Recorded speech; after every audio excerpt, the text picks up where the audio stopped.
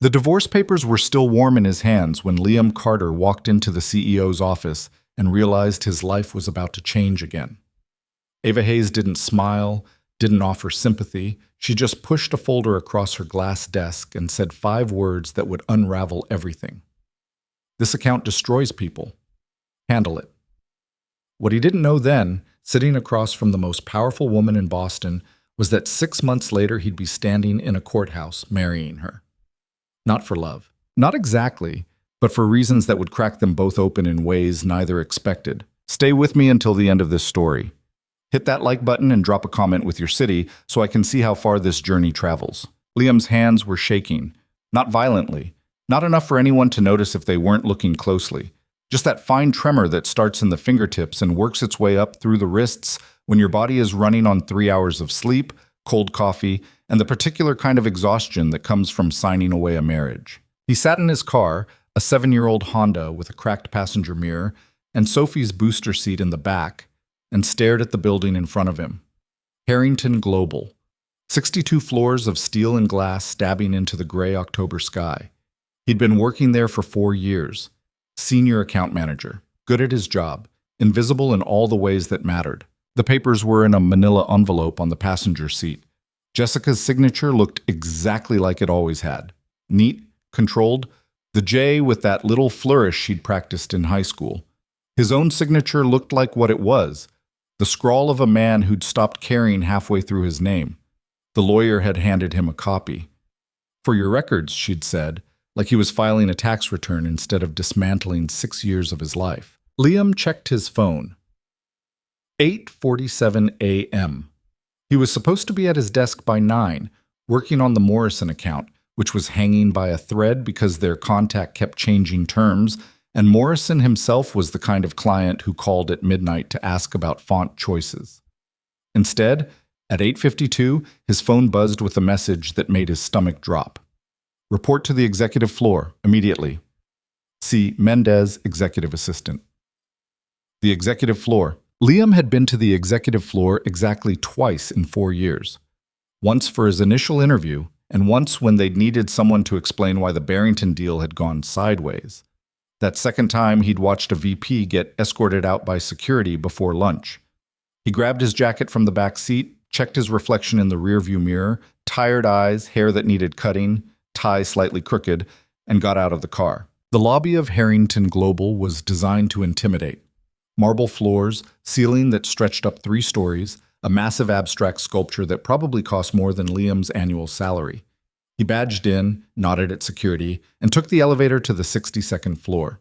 The doors opened onto silence. Not the regular office quiet of keyboards and coffee makers, but the thick, expensive silence of a space where sound was considered vulgar.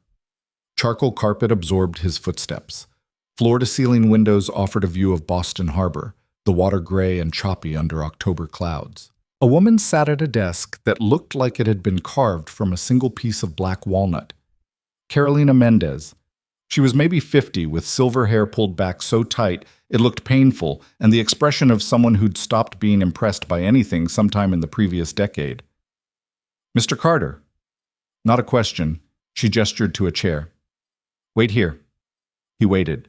5 minutes became 10. 10 became 15. Liam watched the clock on the wall. Minimalist, probably Scandinavian, definitely expensive, and tried not to think about Sophie. She was at school, 1st grade, Mrs. Patterson's class. This morning she'd insisted on wearing her princess dress under her regular clothes because it was invisible fancy, and it made her feel brave. "You can go in now." Liam stood. His tie felt too tight.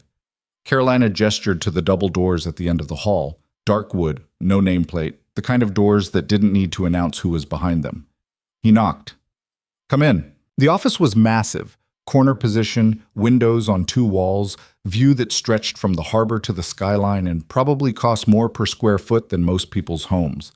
The furniture was mid-century modern, all clean lines and uncomfortable-looking angles. A few pieces of art that Liam suspected were originals, even though he wouldn't know a Rothko from a poster.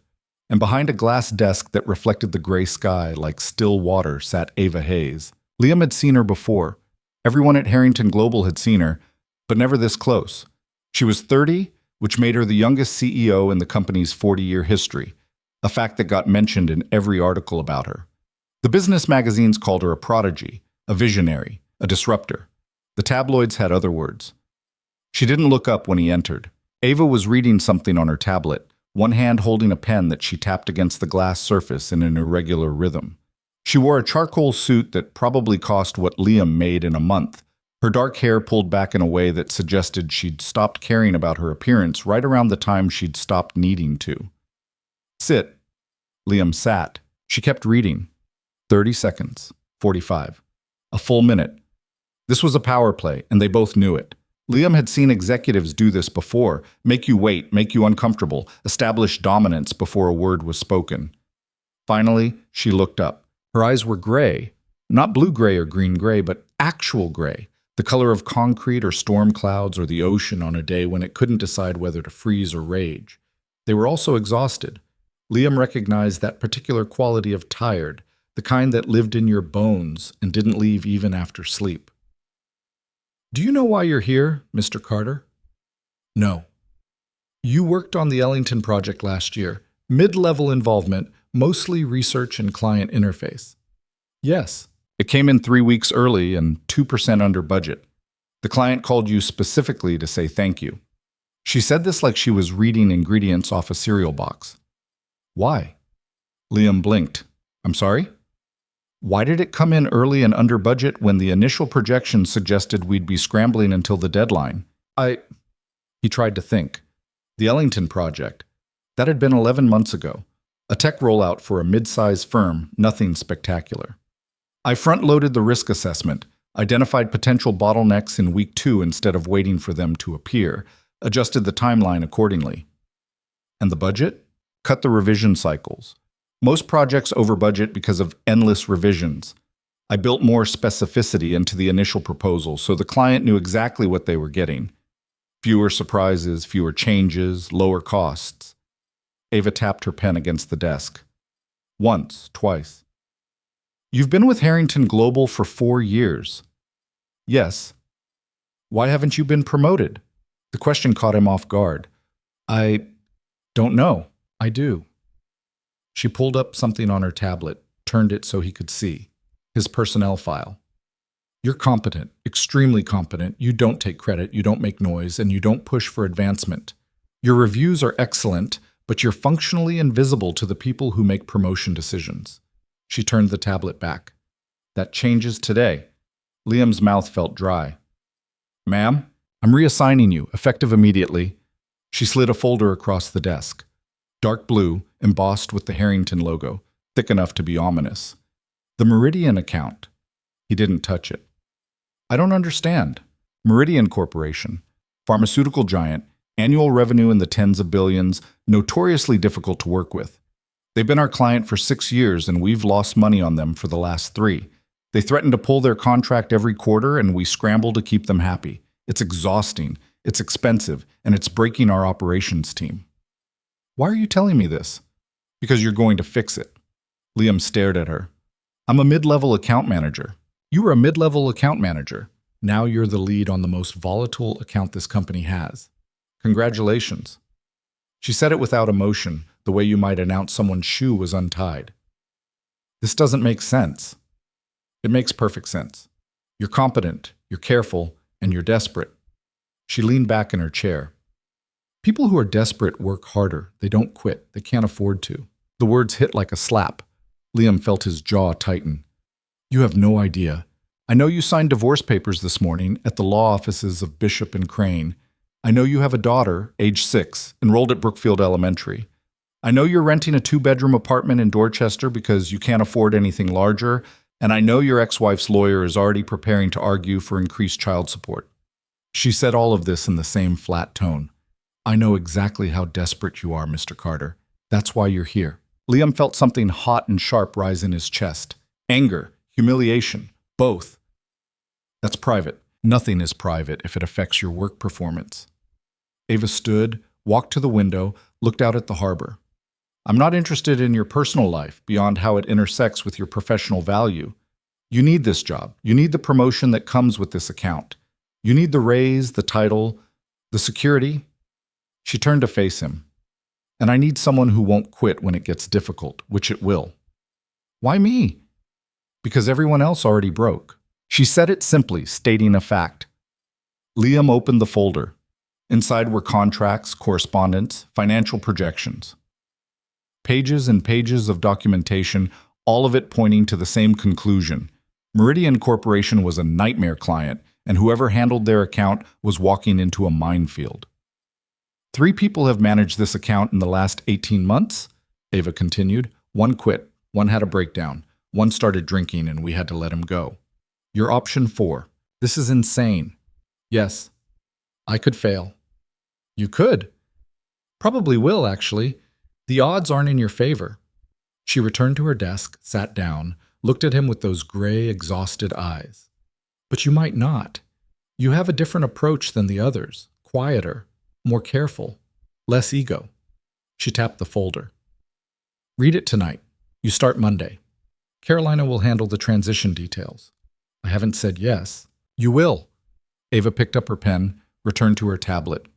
The conversation was over.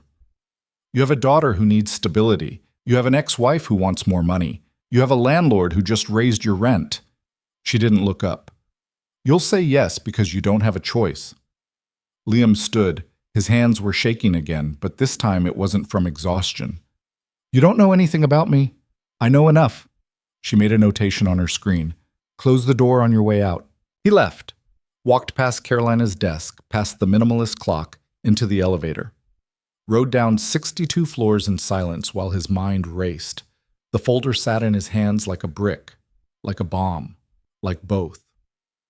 When he got to his car, he sat there for 15 minutes, staring at nothing. Then he opened the folder and started reading.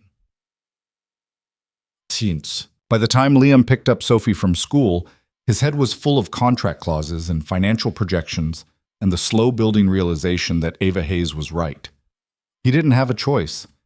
Sophie came running out of Brookfield Elementary with her backpack bouncing and her princess dress visible beneath her sweater. She'd taken off her regular clothes at lunch because Invisible Fancy wasn't working anymore. Daddy! She crashed into his legs, all 47 pounds of energy and affection. Mrs. Patterson let me be line leader, and I got a star on my spelling test. That's great, sweetie. He scooped her up, pressed his face into her hair. She smelled like apple juice and crayon wax and something indefinably Sophie. I'm proud of you. Are you okay? She pulled back, studying his face with the intensity only 6-year-olds could manage. You look sad. Just tired. Did you have a bad day at work? A confusing day. What's confusing? I'll tell you later. Come on, let's go home.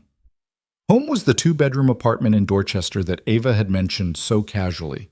1,200 square feet on the 2nd floor of a triple-decker, kitchen that hadn't been updated since the 80s, bathroom with permanent water stains on the ceiling. But it was clean, and it was safe, and it was theirs. Liam made dinner while Sophie did homework at the kitchen table. Mac and cheese from a box, carrot sticks that Sophie would ignore, apple slices that she might eat if he was lucky. Nothing fancy. Nothing like the meals Jessica used to make when they were still pretending everything was fine. Daddy, what's 8 plus 7? What do you think it is? Sophie frowned at her worksheet, counting on her fingers. 15? Perfect. Write it down. They ate at the table, Sophie chattering about her day. Emma shared her cookies, Marcus got in trouble for running in the hall, Mrs. Patterson read them a story about a mouse who wanted to be a knight. Normal, beautiful, 6-year-old concerns that had nothing to do with divorce papers or impossible accounts or CEOs with gray eyes and no mercy. After dinner, Liam gave Sophie a bath, read her 2 chapters of the book they were working through, something about a girl detective and a missing cat, and tucked her into bed. Daddy? Yeah, baby? Is Mommy coming this weekend? Jessica had visitation every other weekend. This was her weekend. She said she'd pick you up Saturday morning. Okay. Sophie hugged her stuffed rabbit. I miss her. I know. Do you miss her? The question was innocent, but it cut anyway. Liam sat on the edge of her bed, brushed hair out of her face. It's complicated. That means yes, but you don't want to say it. Sometimes his daughter was too smart for her own good. Yeah, something like that. Can I ask you something? Always. Are you and Mommy going to be friends again? Liam's throat felt tight. We're always going to be friends, Sophie. We're not going to be married anymore. But we both love you more than anything in the world. That doesn't change. She nodded, processing this with the same seriousness she applied to her spelling tests. Okay. Okay. Okay. She yawned, snuggled deeper into her blankets. Love you, Daddy. Love you too, baby. Too. He kissed her forehead, turned on her nightlight, a turtle that projected stars onto the ceiling, and left the door cracked open the way she liked. Then he went to the kitchen, poured himself a beer he didn't really want, and opened the Meridian folder. At 11:30 p.m., Liam was still reading. Meridian Corporation was everything Ava had said and worse. The contract was a labyrinth of clauses and subclauses, deliverables that changed quarterly, payment terms that favored Meridian at every turn. The contact person, a man named Richard Voss, had a reputation for being brilliant and impossible in equal measure. He'd fired the last 3 account managers personally, each time for reasons that seemed almost designed to be impossible to prevent. The financial projections were brutal. If Liam couldn't stabilize the account in the next quarter, Harrington Global stood to lose not just money, but reputation. Meridian was the kind of client other companies looked at. If they pulled their contract, others would follow, and Ava had dropped it all on him. Liam closed the folder, rubbed his eyes, checked the time. Midnight. He should sleep. He had to be functional tomorrow, had to figure out how to transition from his current accounts to this new nightmare, His phone buzzed. Unknown number. He almost didn't answer, but something made him pick up. Hello? Mr. Carter. It was Ava's voice, cool and professional, even at midnight. You're still reading. How do you? The folder has a tracker I can see when it's opened. Before he could process the invasion of privacy, she continued, I need you to understand something. It's midnight. Then I'll be brief. This account will be difficult. It will demand more than you think you can give. But I didn't choose you randomly. She paused. I've been watching you for 6 months. The way you work, the way you think. You're careful where others are reckless. You're thorough where others cut corners. You see problems before they happen. Why are you telling me this? Because tomorrow you're going to want to quit. And the day after that. And the day after that. And I need you to know that I'm not setting you up to fail. I'm setting you up to prove something. Prove what? That you're better than you think you are. The line went dead. Liam sat there holding his phone, trying to make sense of a day that had started with divorce papers and ended with a midnight call from a billionaire CEO who tracked her employees' reading habits. He went to bed at 12:30, lay awake until 2. Woke up at 6 when Sophie climbed into bed with him because she'd had a bad dream. It's okay, baby, he murmured, half asleep. I'm right here. She curled against him, warm and small and trusting. Don't go away, Daddy. Never. I promise. It was a promise he intended to keep, no matter what it cost him. Monday morning, Liam reported to a different office. Not the executive floor, that would have been too dramatic, but a mid-level space that had been converted into what Carolina called a strategic workspace. It was really just a conference room with a desk, 2 monitors, a phone, and a window that looked out onto an alley. But it was his. Carolina walked him through the transition with military efficiency. His old accounts were being redistributed. His new focus was Meridian exclusively. He had access to the full account history, all correspondence, financial records going back 6 years. Ms. Hayes wants weekly updates, Carolina said. Tuesdays at 4. Don't be late. Does she always track her employees' reading habits? Carolina gave him a look that might have been sympathy or might have been amusement. Ms. Hayes does whatever she thinks is necessary. You'll get used to it. And if I don't? Then you'll quit like the others. She set a stack of files on his desk. Coffee is on the 3rd floor. Bathroom is down the hall. Try not to have a breakdown before lunch. She left. Liam sat at his desk, looked at the monitors, the files, the window with its view of brick wall and dumpster. This was his life now. This was what he'd agreed to. No. Not agreed to. Been backed into. He opened his email. 300 unread messages, half of them marked urgent. He started at the top and worked his way down. By noon, he'd identified 7 immediate problems. By 2, he'd drafted responses to the 5 that couldn't wait. By 4, he was on his first call with Richard Voss. Mr. Carter. Voss's voice was smooth, educated, the kind of accent that suggested expensive boarding schools and family money. I was wondering when they'd assigned someone new. What happened to Reynolds? Mr. Reynolds is no longer with the company. Ah, fired or quit? I'm not at liberty to say. So fired. Voss sounded amused. Well, Mr. Carter, let me make something clear from the start. I don't have time for learning curves. You're the 4th account manager in 18 months, and frankly, I'm tired of training you people. Either you know what you're doing or you don't. If you don't, tell me now, and we'll skip the part where I waste 3 months discovering it. Liam took a breath. Ava's voice echoed in his head. You're better than you think you are. Mr. Voss, I've reviewed the account history, all 6 years. I've identified 3 recurring issues that have caused problems in every contract renewal cycle. I'd like to discuss solutions. Silence. Then, go on. Issue 1.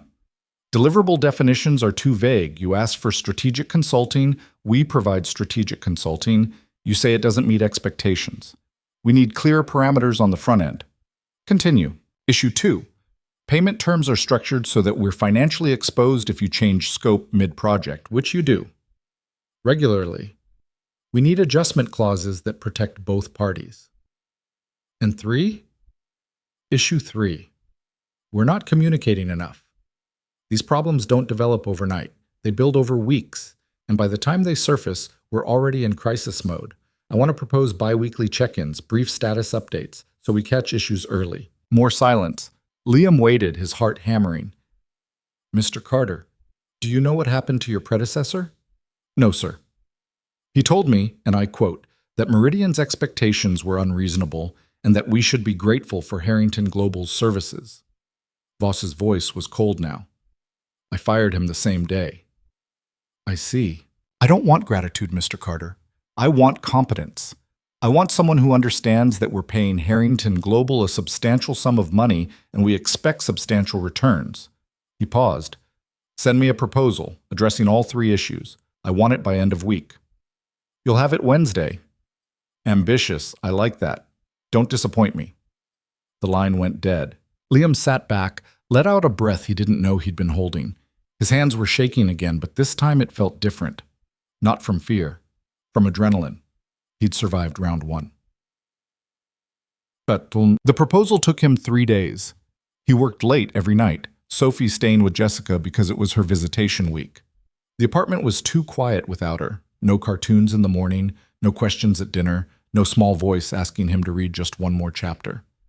But the silence meant he could focus. He drafted 7 versions of the proposal before he found one that worked. Clear deliverable definitions, adjusted payment terms, communication protocols, everything documented, everything specific, everything designed to prevent the conflicts that had torpedoed previous managers. He sent it to Voss on Wednesday at 11 a.m. Got a response 6 hours later. Review scheduled for Monday, 9 a.m. Be ready to defend this. That weekend, when Liam picked up Sophie, she was different, quieter. She sat in the car and didn't talk about her week, didn't chatter about school or friends or the book they were reading. Just stared out the window. You okay, baby? Mommy's moving. Liam's stomach dropped. What? She said she's getting a new apartment with her boyfriend. Sophie's voice was small. In Cambridge. It's far away. Jessica hadn't mentioned this.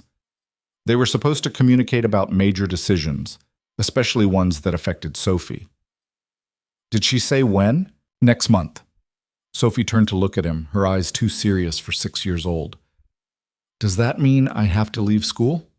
No, you're staying at Brookfield. That doesn't change. But if Mommy's far away, we'll figure it out, Sophie, I promise. Liam reached over, squeezed her hand. Your school, your friends, your home. That all stays the same. She nodded, but she didn't look convinced. That night, after Sophie was asleep, Liam called Jessica. We need to talk. About what? Jessica's voice was guarded. About you moving to Cambridge without discussing it with me first. I don't need your permission to move, Liam. When it affects our daughter's life, yes, you do. That's what joint custody means. Sophie will be fine. She'll spend weekends with me, just like now. Cambridge is an hour away. You're going to drive 2 hours round trip every weekend? We'll make it work. Like we made the marriage work? The words came out sharper than he intended. Silence. Then, that's not fair. Neither is making unilateral decisions about Sophie's life. You want to talk about fair, Liam? Let's talk about how I gave up my career to raise her while you worked 80-hour weeks. Let's talk about how I put my life on hold for 6 years. I never asked you to do that. You didn't have to ask. It's what mothers do. Her voice cracked. And now I'm trying to build something for myself. A new life, a new relationship. I deserve that. Liam closed his eyes. I know you do, Jess. I'm not trying to stop you from being happy. Sophie needs stability right now. We both need to think about what's best for her. I am thinking about her. I think about her every single day. Jessica took a breath. Look, I'm not trying to take her away from you. I'm trying to move forward. Can you understand that? He could. He did. It didn't make it easier. Just keep me in the loop, okay? That's all I'm asking. Okay, They hung up. Liam sat in the dark apartment, listening to the sounds of the building. Someone's TV through the wall, footsteps on the stairs, the distant wail of a siren. His life was fragmenting in ways he couldn't control, and all he could do was hold on to the pieces and hope they didn't cut him. Monday morning, Liam walked into Meridian Corporation's headquarters in downtown Boston for the 9 a.m. meeting. The building was newer than Harrington Global, all glass and steel and aggressive modernity. The lobby had a fountain, actual trees growing inside, and a security system that made TSA look casual. Richard Voss met him on the 14th floor. He was younger than Liam expected, maybe 40, with silver threading through dark hair and the kind of tan that came from winter vacations in places with better weather. His suit probably cost more than Liam's car. Mr. Carter, punctual. I appreciate that. Voss didn't offer to shake hands. Conference room 2. We have 1 hour. The meeting was brutal. Voss picked apart the proposal line by line, questioned every assumption, challenged every term. He brought in his legal team, his operations manager, his CFO. They circled Liam like sharks, looking for weakness. But Liam had spent 3 days preparing. He knew the contract inside and out, had anticipated most of their objections, had data to back up every claim. When Voss's lawyer said the payment terms were too restrictive, Liam showed him the financial analysis proving that Meridian's current terms cost Harrington Global money on every project. When the operations manager said bi-weekly check-ins were excessive, Liam walked through the 6 instances in the last year where monthly communication had failed to prevent major problems. When Voss himself said the deliverable definitions were too specific, Liam calmly pointed out that vague definitions were precisely why the last 3 managers had failed. By the end of the hour, the room was silent. Voss leaned back in his chair, studied Liam with an expression that might have been respect or might have been annoyance. You've done your homework. Yes, sir. This is more thorough than anything your predecessors produced. I had good motivation. And what's that? Liam met his eyes. I can't afford to fail.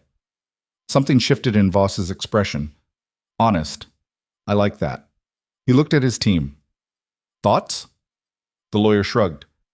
It's legally sound. The CFO nodded. Financial terms are reasonable. The operations manager said, I still think bi-weekly is excessive, but I can live with it. Voss turned back to Liam. We'll implement this on a trial basis. 3 months. If it works, we continue. If it doesn't, we're done. Harrington Global, you, all of it. He stood, extended his hand. Don't make me regret this, Mr. Carter. Liam shook his hand. I won't. He left the building at 10:30, walked 2 blocks, and found a bench in a small park. His hands were shaking. His heart was racing. He felt like he'd just survived something. His phone buzzed. Ava. Carolina tells me the meeting went well. How does she already know? I have my sources. Come to my office. 4 p.m.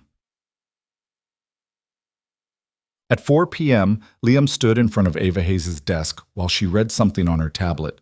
She let him wait. 1 minute, 2, 3. Finally, she looked up. You didn't fail. No. You surprised me. I gave it even odds you'd be back here by noon asking for your old job back. I need this job too much to quit. I know. She set down her tablet. Voss called me personally, said you were the first competent person Harrington Global had assigned to his account in 2 years. That's high praise from him. I got lucky. You got prepared. There's a difference. Ava stood, walked to the window. The October light was fading, the harbor turning dark. I'm increasing your salary. 30% raise effective immediately. Liam blinked. What? You're managing our most volatile account. You should be compensated accordingly. She didn't turn around. You'll also get a performance bonus if Meridian renews in Q1. That's in addition to your base salary increase. Ms. Hayes, I don't know what to say. Then don't say anything. She was quiet for a moment. I don't give second chances often, Mr. Carter. Most people don't deserve them. But you've proven you're capable of more than you were doing. Don't waste it. I won't. She turned to face him. In the fading light, she looked tired. Not just tired, exhausted in that bone-deep way that doesn't leave. Her gray eyes had shadows beneath them, and her skin had a pallor that suggested too many late nights and not enough sleep. You can go. Liam hesitated. Are you all right? The question clearly caught her off guard. What? You look tired. I just wondered if you were okay. For a moment, something flickered across her face. Surprise, maybe. Or vulnerability. But it was gone before Liam could identify it. I'm fine. Go home to your daughter, Mr. Carter. He left. But as the elevator descended, he couldn't shake the image of Ava standing by that window, looking out at the darkening harbor, alone in an office the size of most people's apartments. The next 6 weeks were a blur. Liam threw himself into the Meridian account with everything he had. Bi-weekly calls with Vosses, detailed status reports, proactive problem-solving. For the first time in 18 months, the account ran smoothly. At home, life settled into a new rhythm. Sophie adjusted to Jessica's move to Cambridge, though the weekend transitions were harder now. Longer drives, more logistics, the constant shuffle of belongings between two homes. But she was resilient. Kids were always more resilient than adults gave them credit for. One evening in late November, Liam was working late at the office. Sophie was with Jessica for the week, when his phone rang. Ava. Mr. Carter, I need a favor. It was the first time she'd ever used that word. Need. What kind of favor? I need a ride, she paused, to Massachusetts General Hospital in 20 minutes. Is everything okay? 20 minutes, Mr. Carter. I'll be in the lobby. She hung up. Liam grabbed his coat, left the office, pulled his car around to the front of Harrington Global. Ava was waiting outside, wearing a long coat and carrying a small bag. She looked pale in the streetlights. She got in without a word. What's going on? Liam asked. Just drive. He drove. The hospital was 15 minutes away through evening traffic. Ava didn't speak the entire time, just stared out the window at the passing lights. Liam wanted to ask questions, but something about her expression stopped him. When they pulled up to the hospital entrance, she reached for the door handle, then stopped. I have cancer. The words hung in the air between them. What? Ovarian? Stage 3. I've been in treatment for 6 months. She said it clinically, like she was discussing quarterly earnings. I have an appointment, chemotherapy, every 2 weeks. Liam felt like he'd been punched. Why are you telling me this? Because I need someone to drive me home afterward. I can't drive myself. The medication makes me too sick. She looked at him. Can you wait? Of course. Yes. Of course I'll wait. It'll be 3 hours. I don't care. Something shifted in her expression, not gratitude exactly, more like recognition. Thank you. She got out of the car and walked into the hospital, her back straight, her stride steady. Every inch the CEO, even as she walked into something that was trying to kill her. Liam parked, found the waiting room on the 3rd floor, sat down in an uncomfortable chair, and realized that Ava Hayes, the woman who tracked employee reading habits and made billion-dollar decisions before breakfast, had just trusted him with the most vulnerable truth of her life. He waited. 3 hours and 17 minutes later, Ava emerged from the treatment room. She looked like death. All the color had drained from her face. She moved carefully, like every step required concentration. When she saw Liam, she didn't say anything, just nodded. He drove her home. Not to some penthouse apartment or mansion, to a townhouse in Back Bay, elegant but not ostentatious, with brick steps and a black door and windows that glowed with warm light. "Do you need help getting inside?" Liam asked. "No." She opened the car door, paused. "Tuesday, same time." "I'll be there." She went inside. Liam sat in his car for a long time, trying to process what had just happened. Then he drove home to his empty apartment and lay awake until 2 in the morning, thinking about a woman who ran a billion-dollar company while fighting cancer, who trusted no one but had just trusted him, who looked at the world with gray eyes that had seen too much and still refused to look away. On Tuesday, he picked her up again. And 2 weeks after that. And 2 weeks after that. It became a routine. Ava never explained why she'd chosen him, never thanked him beyond that first time. But every 2 weeks, at the same time, she'd call. And he'd drive her to Mass General, wait in that uncomfortable chair, drive her home. They didn't talk much during these drives. Sometimes she'd brief him on work issues, using the time to stay productive even as her body fought poison designed to save it. Sometimes she'd just stare out the window, silent. But there was something in those silences, a shared understanding, a trust that didn't need words. Sophie noticed the late nights. "Where do you go on Tuesdays?" she asked one evening. "I help someone from work." "With what?" Liam hesitated. Sophie was 6. How do you explain cancer to a 6-year-old? "She's sick. I drive her to the doctor." "Is she going to get better?" "I hope so, baby." "Me too." Sophie went back to her drawing, a picture of their apartment building with 3 windows lit up. Their windows. "Because helping people is important." "Yeah, it is." In December, after one particularly difficult treatment, Ava spoke as Liam drove her home. "Why are you doing this?" "Doing what?" "Helping me." "You could have said no." Liam kept his eyes on the road. "You could have asked someone else." "I did." "They all said no." She said it without bitterness, just stating a fact.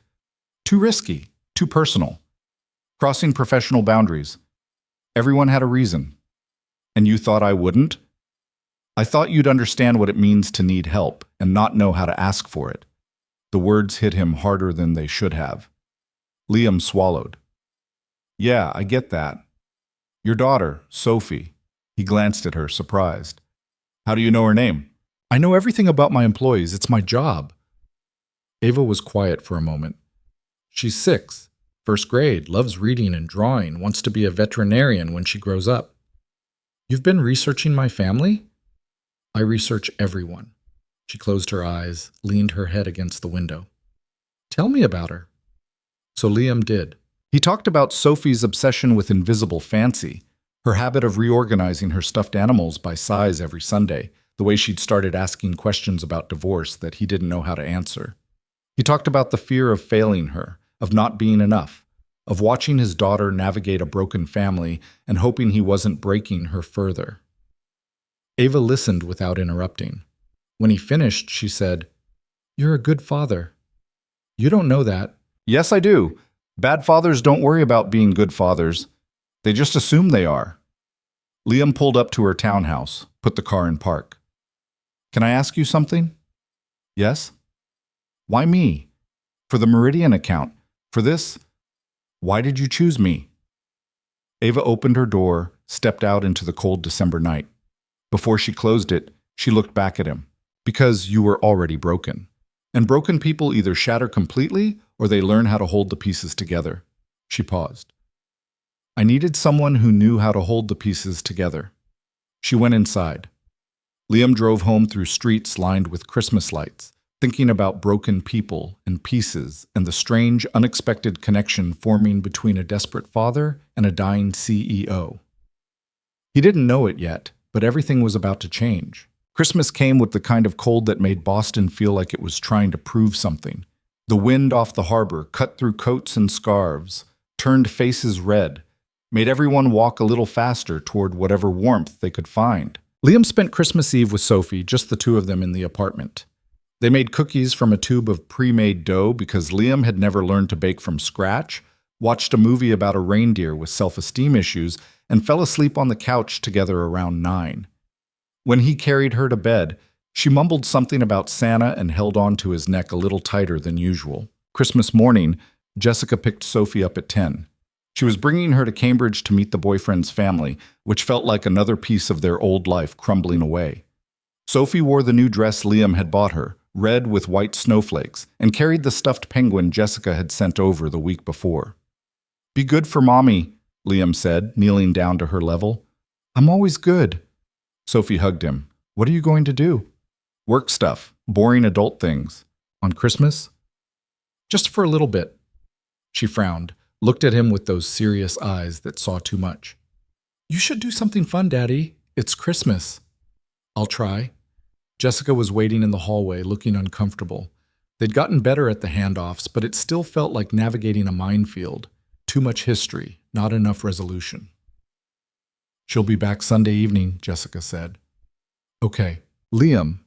She stopped, seemed to reconsider whatever she was about to say. "Merry Christmas." "Yeah, you too." He watched them go down the stairs, heard Sophie's voice echoing in the stairwell, then the sound of the door closing. The apartment felt enormous and empty in a way it never did when she was there. Liam made coffee, sat at the kitchen table, tried not to think about how this was his first Christmas alone in 7 years. Then his phone rang. "Ava, are you busy?" "It's Christmas." "I know what day it is, Mr. Carter. Are you busy?" He looked around the empty apartment. "No." "I need you to come to my office. There's something we need to discuss." "Today?" "Yes, today. 1 hour." She hung up before he could argue. Liam drove to Harrington Global through streets that were mostly empty, the city taking its 1 day off. The building looked strange without the usual flow of people, the lobby echoing in a way that felt wrong. The security guard recognized him, waved him through without question. The elevator ride to the 62nd floor felt longer than usual. When the doors opened, the silence was complete. No keyboards, no phones, no Carolina at her desk serving as gatekeeper. Ava's office door was open. She was standing at the window, looking out at the harbor. She wore jeans, Liam had never seen her in jeans, and a gray sweater that made her look smaller somehow, less like a CEO and more like a person. "Close the door," she said without turning around. He did. "Thank you for coming." "You didn't really give me a choice." "No, I suppose I didn't." She turned to face him. She looked tired, but that was nothing new. The chemo was taking its toll, wearing her down in increments. "Sit." Liam sat in one of the chairs facing her desk. Ava stayed by the window. "I'm going to tell you something that no one else knows," she said, "and I need you to listen without interrupting until I'm finished." "Okay." She took a breath. "My prognosis isn't good. The cancer is aggressive. The treatment is working, but not as well as we'd hoped. My oncologist gives me a 60% chance of making it to 2 years, 40% chance of 5. She said it clinically, like she was reviewing quarterly earnings. "Those are better odds than I had 6 months ago, but they're still not good." Liam felt something cold settle in his chest. "Ava, I'm not finished." She held up a hand. "I've built this company from almost nothing. Took over when I was 26, turned it into what it is now. But I don't have an heir. No family, no obvious successor. If I die, the board will install someone who'll run it into the ground within 3 years. They'll strip it for parts, sell off the profitable divisions, gut what's left." Her voice stayed level, but her hands were clenched. I've spent my entire adult life building something that matters. I'm not going to let it die with me." "What are you saying?" Ava moved to her desk, pulled out a folder. Dark blue, like the Meridian file, but thicker. "There's a legal mechanism. A way to protect the company if I can't. It requires someone I trust, someone who understands what this place means and won't destroy it for a quick profit." She slid the folder across the desk. Liam opened it. The first page was a legal document, dense with clauses and subclauses. He skimmed it, his mind trying to process what he was reading. Then he hit the section that made everything stop. "This is a marriage contract." "Yes." "You want me to marry you?" "I want you to marry me so that if I die, you'll have the legal authority to protect the company. As my spouse, you'd inherit controlling interest. The board couldn't override you. You'd have the power to install real leadership, maintain the vision, prevent the vultures from picking it apart."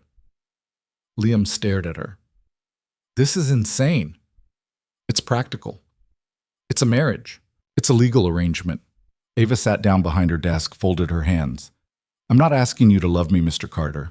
I'm asking you to help me protect something that employs 3,000 people and generates billions in revenue. Something that matters. There has to be another way. There isn't. I've had 6 different lawyers review the options. This is the only mechanism that gives ironclad protection. She leaned forward. I know what I'm asking. I know it's unconventional, but I also know you're desperate enough to consider it. Don't. Don't what? Don't use my desperation against me. Don't make this about Sophie or money or... But it is about those things. Her voice was sharp now. You're barely holding on, Liam. You're working 60-hour weeks while raising a 6-year-old alone. Your ex-wife is building a new life, and you're stuck in a 2-bedroom apartment trying not to drown. I'm offering you a way out. By marrying my boss. By entering a mutually beneficial arrangement. She pulled out another document. If you agree, I'll transfer $5 million into a trust fund for Sophie. Immediate access for education, medical expenses, anything she needs. You'll receive a salary increase to $200,000 annually.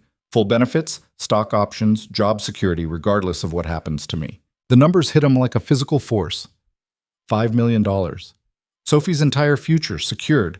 No more worrying about tuition or medical bills or whether he could afford to give her the life she deserved. And if you survive? He asked.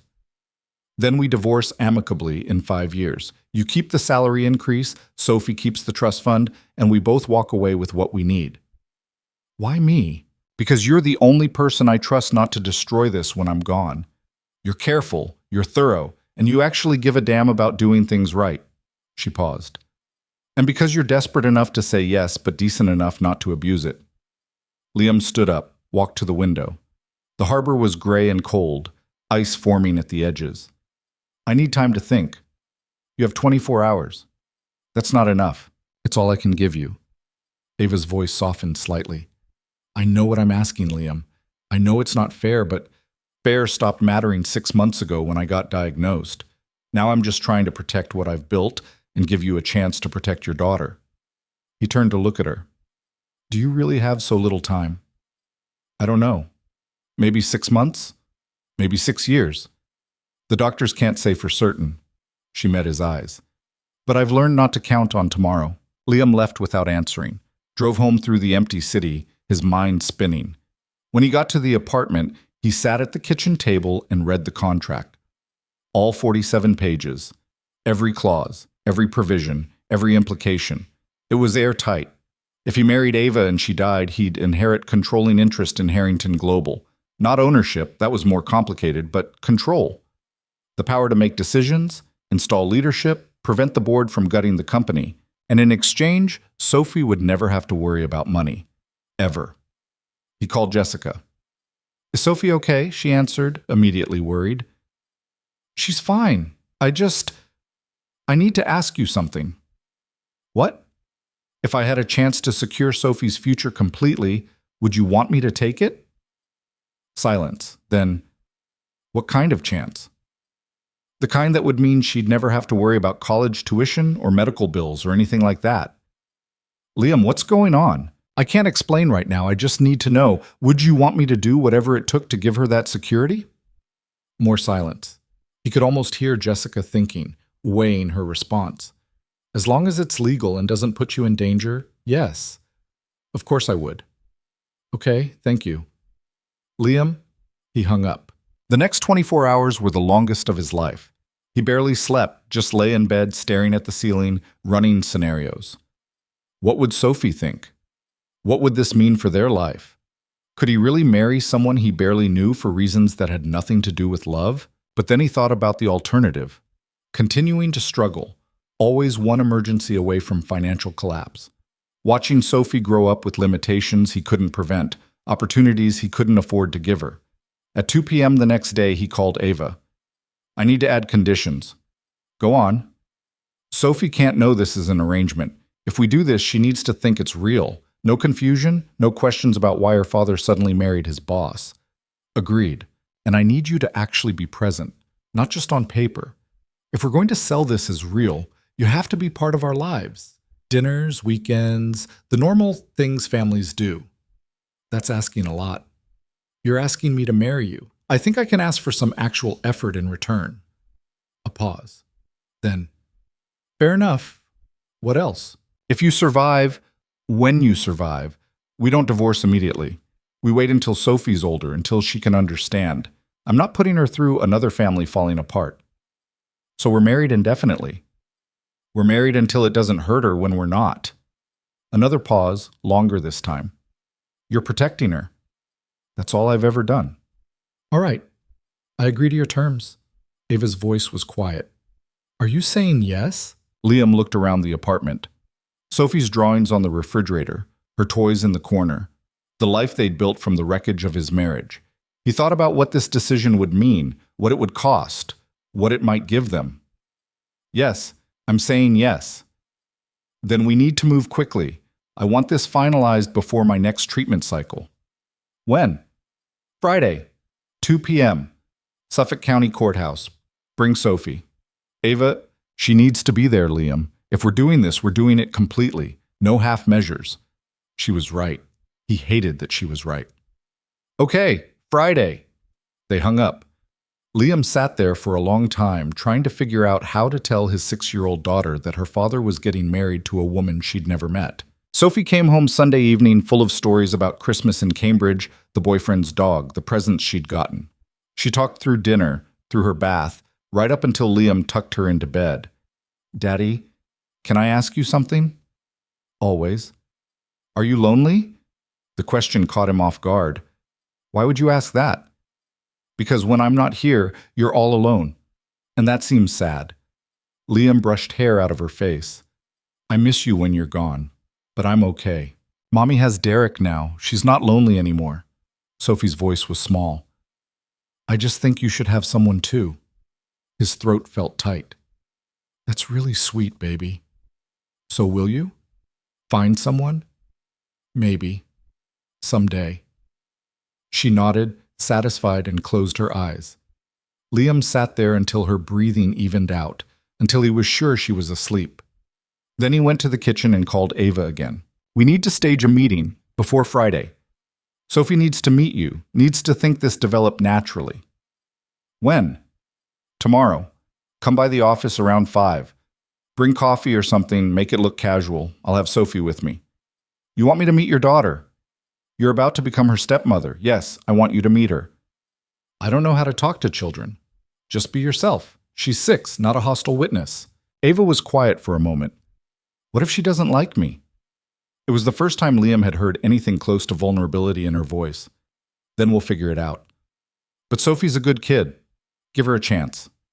Monday at 5 p.m., Liam was at his desk with Sophie sitting in the extra chair, drawing on the back of a discarded spreadsheet. She'd been with him since school ended, content to color while he finished up the day's work. There was a knock on the door. Ava stood in the doorway, holding 2 cups of coffee and looking more uncertain than Liam had ever seen her. She wore her usual suit, but something in her posture was different. Less commanding, more careful. Mr. Carter, I'm sorry to interrupt. I wanted to discuss the Meridian projections. Sophie looked up from her drawing. It's fine, Liam said. Come in. Ava entered, set the coffees down, then noticed Sophie. Oh, I didn't realize you had company. This is my daughter, Sophie. Sophie, this is Ms. Hayes. She's the CEO of the company. Sophie stared at Ava with open curiosity. You're the boss of everyone. More or less. That's a lot of people. It is. Do you like it? The question seemed to catch Ava off guard. She sat down in the other chair, considered her answer. Sometimes it's challenging. My daddy says challenges are good because they make you stronger. Your daddy is right. Sophie held up her drawing, a somewhat abstract rendering of what might have been a castle or a monster or both. I'm drawing. Do you like to draw? I haven't drawn anything in years. That's sad. Everyone should draw. Sophie pushed the spreadsheet toward her. You can draw with me if you want. Liam watched Ava's face carefully. She looked at the paper, then at Sophie, then back at the paper. For a long moment, she didn't move. Then she picked up a pen. What should I draw? Whatever makes you happy. Ava started sketching. Her lines were precise, architectural almost, but as she continued, something looser emerged. A building, maybe. or a tree? It was hard to tell. Sophie watched with interest. You're good at straight lines. I'm an engineer by training. Straight lines are all I know. Well, I'm good at curvy lines. We're a good team. Something shifted in Ava's expression. Not quite a smile, but close. She kept drawing, and Sophie went back to her own work, and for several minutes the only sound was pen on paper. Finally, Ava set down the pen. I should go. I just wanted to check in about those projections. We can discuss them tomorrow, Liam said. Right, tomorrow. She stood, looked at Sophie. It was nice to meet you. You too. You should come back and draw with me again sometime. Maybe I will. After she left, Sophie turned to Liam. She's nice. You think so? Yeah, she seems lonely, though. Why do you say that? Sophie shrugged. She has sad eyes, like she's thinking about something that makes her hurt. She went back to her drawing. I hope she comes back. Liam looked at the door Ava had just left through. Yeah, me too. The next 3 days were a carefully choreographed dance.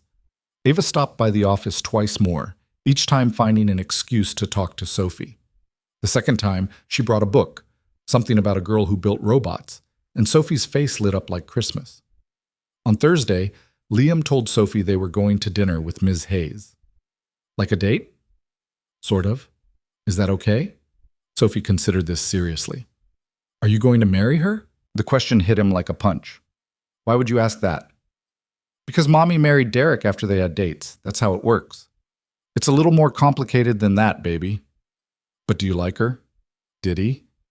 Liam thought about the hospital drives, the silences that had become comfortable, the way Ava had picked up that pen and drawn with his daughter. Yeah, I think I do. Then it's okay if you marry her. Sophie said it simply, like granting permission for a school trip. Because you should have someone who makes you not lonely. Dinner was at a quiet restaurant in the North End, the kind of place with good food and dim lighting that allowed for private conversations. Sophie ordered chicken fingers and spent most of the meal telling Ava about her school, her friends, her theory that dinosaurs probably had more colors than people thought. Ava listened. Really listened. Asked questions. Let Sophie's chatter wash over her in a way that seemed to surprise them both.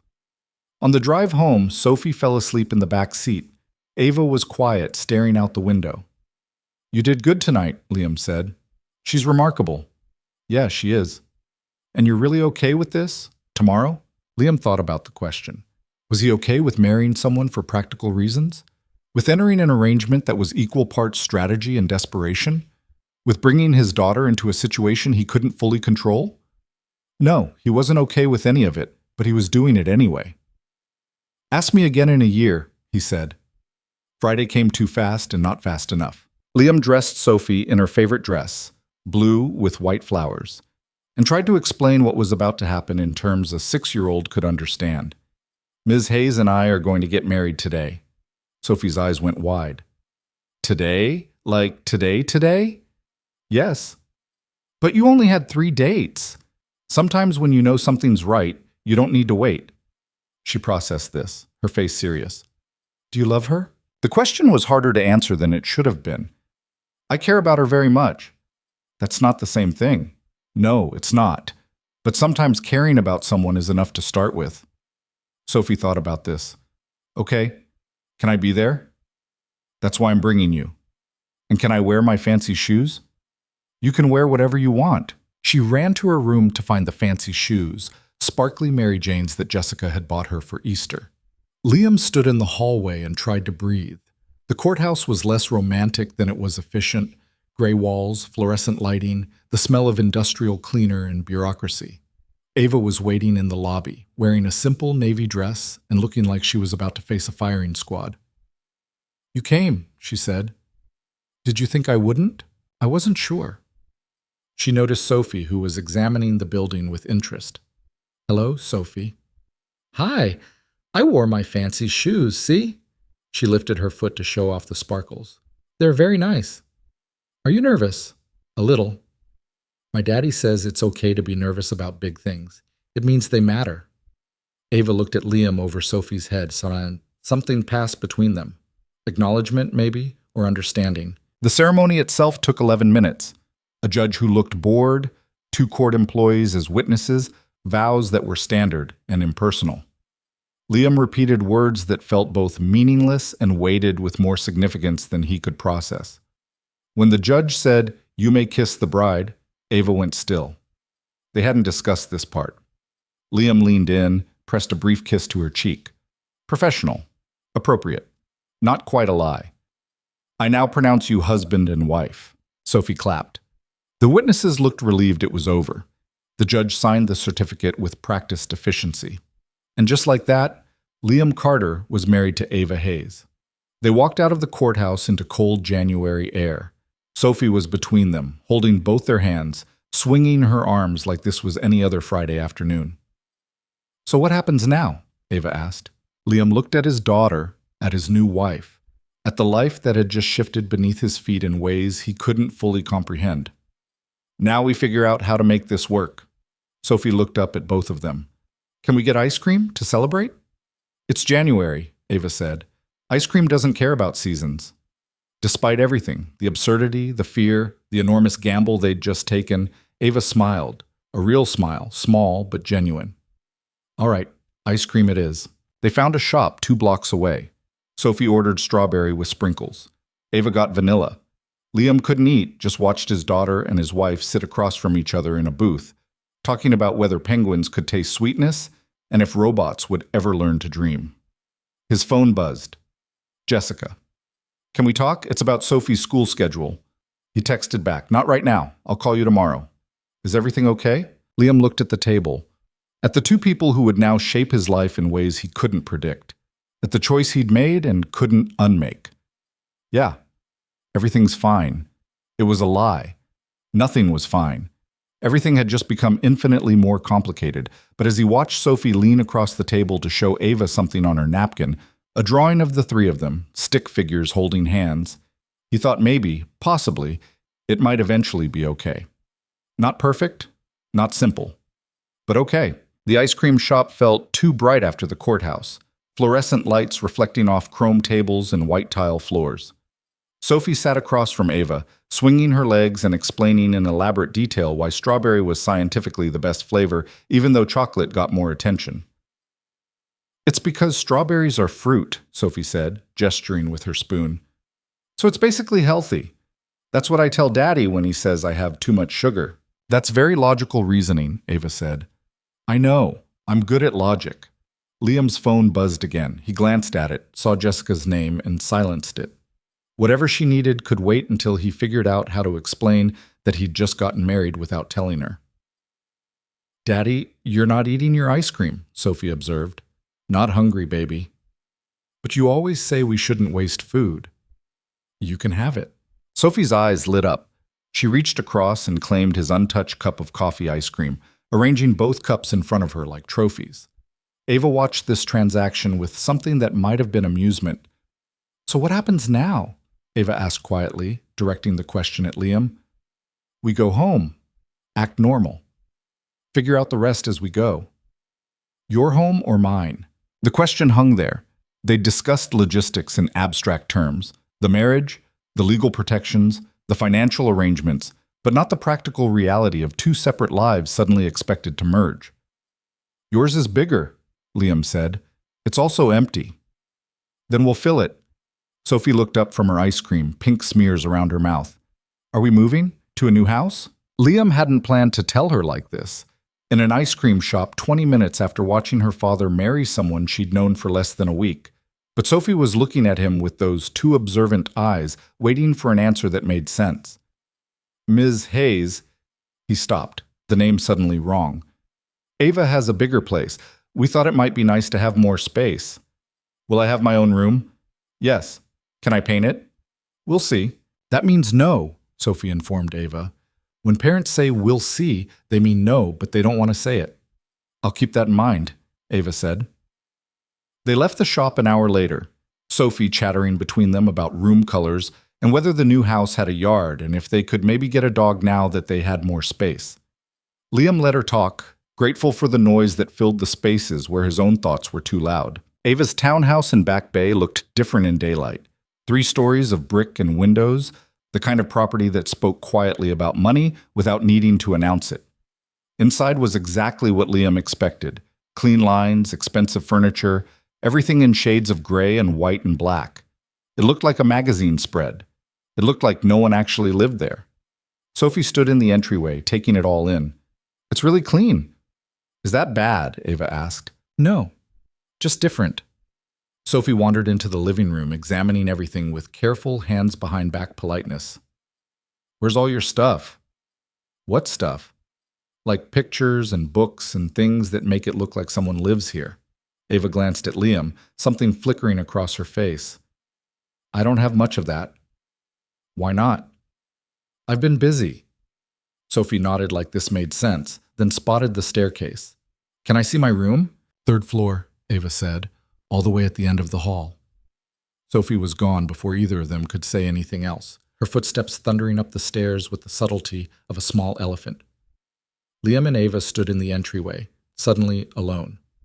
The silence felt heavier than it should have. This is strange, Ava said finally. Yeah. I don't know how to do this, the domestic part. Neither do I. Not anymore. Liam looked around the pristine living room. But Sophie's right. We need to make it look like people actually live here. I'll have Carolina arrange for your things to be moved. We can do it ourselves. Why? I can hire people. Because Sophie needs to feel like this is something we're doing together, not something being done to her. Liam met her eyes. This has to look real, remember? Real families don't hire moving companies for a 2-bedroom apartment's worth of stuff. Ava was quiet for a moment. You're right. I'm not good at this. At what? Normal, family, any of it. She walked to the window, looked out at the street. I've been alone for a long time, Liam. I don't know how to be anything else. Before he could respond, Sophie came running back down the stairs. My room is huge, and it has a window seat. Can I put pillows there? And there's a bathroom attached, which means I don't have to share with you, Daddy, which is good because you take forever. I do not take forever. You do. You're in there for like an hour every morning. 10 minutes. That's still forever when you really have to pee. Ava made a sound that might have been a laugh. Sophie looked at her, then at Liam, then back at Ava. Are you going to share a room, you and Daddy? The question caught them both off guard. Liam opened his mouth, closed it, had no idea what to say. They hadn't discussed sleeping arrangements, hadn't discussed anything beyond the legal framework in Sophie's trust fund. Ava recovered first. Yes, that's what married people do. Oh, okay. Sophie seemed satisfied with this answer. Can we go get my stuff now? I want to bring my books and my stuffed animals and my princess dress. Tomorrow, Liam said. Today we're just looking around, getting used to the space. But I want to sleep here tonight. Sophie, please? I want to try out the window seat. Liam looked at Ava, who gave the smallest of shrugs. They were in this now. Might as well commit. Okay, tonight, but just you and me. We'll get the rest tomorrow. And Ava, Sophie corrected. It's all 3 of us now. Right. All 3 of them. That night, after an improvised dinner of takeout Chinese food eaten at Ava's glass dining table, Sophie fell asleep in her new room on a bed that still had tags on the mattress. Liam sat on the edge of the bed, watching her breathe, trying to reconcile the enormity of what he'd done. He'd married a woman he barely knew, moved his daughter into a stranger's house, changed everything about their life in the span of a week, for money, for security, for reasons that sounded rational in the abstract but felt increasingly insane now that he was living them. Is she asleep? Ava stood in the doorway, still in her navy dress from the courthouse. Yeah. She adjusts quickly. Kids do. Doesn't mean it's not hard for them. Liam stood, followed Ava out into the hall, pulling the door mostly closed behind him. We should talk about the logistics.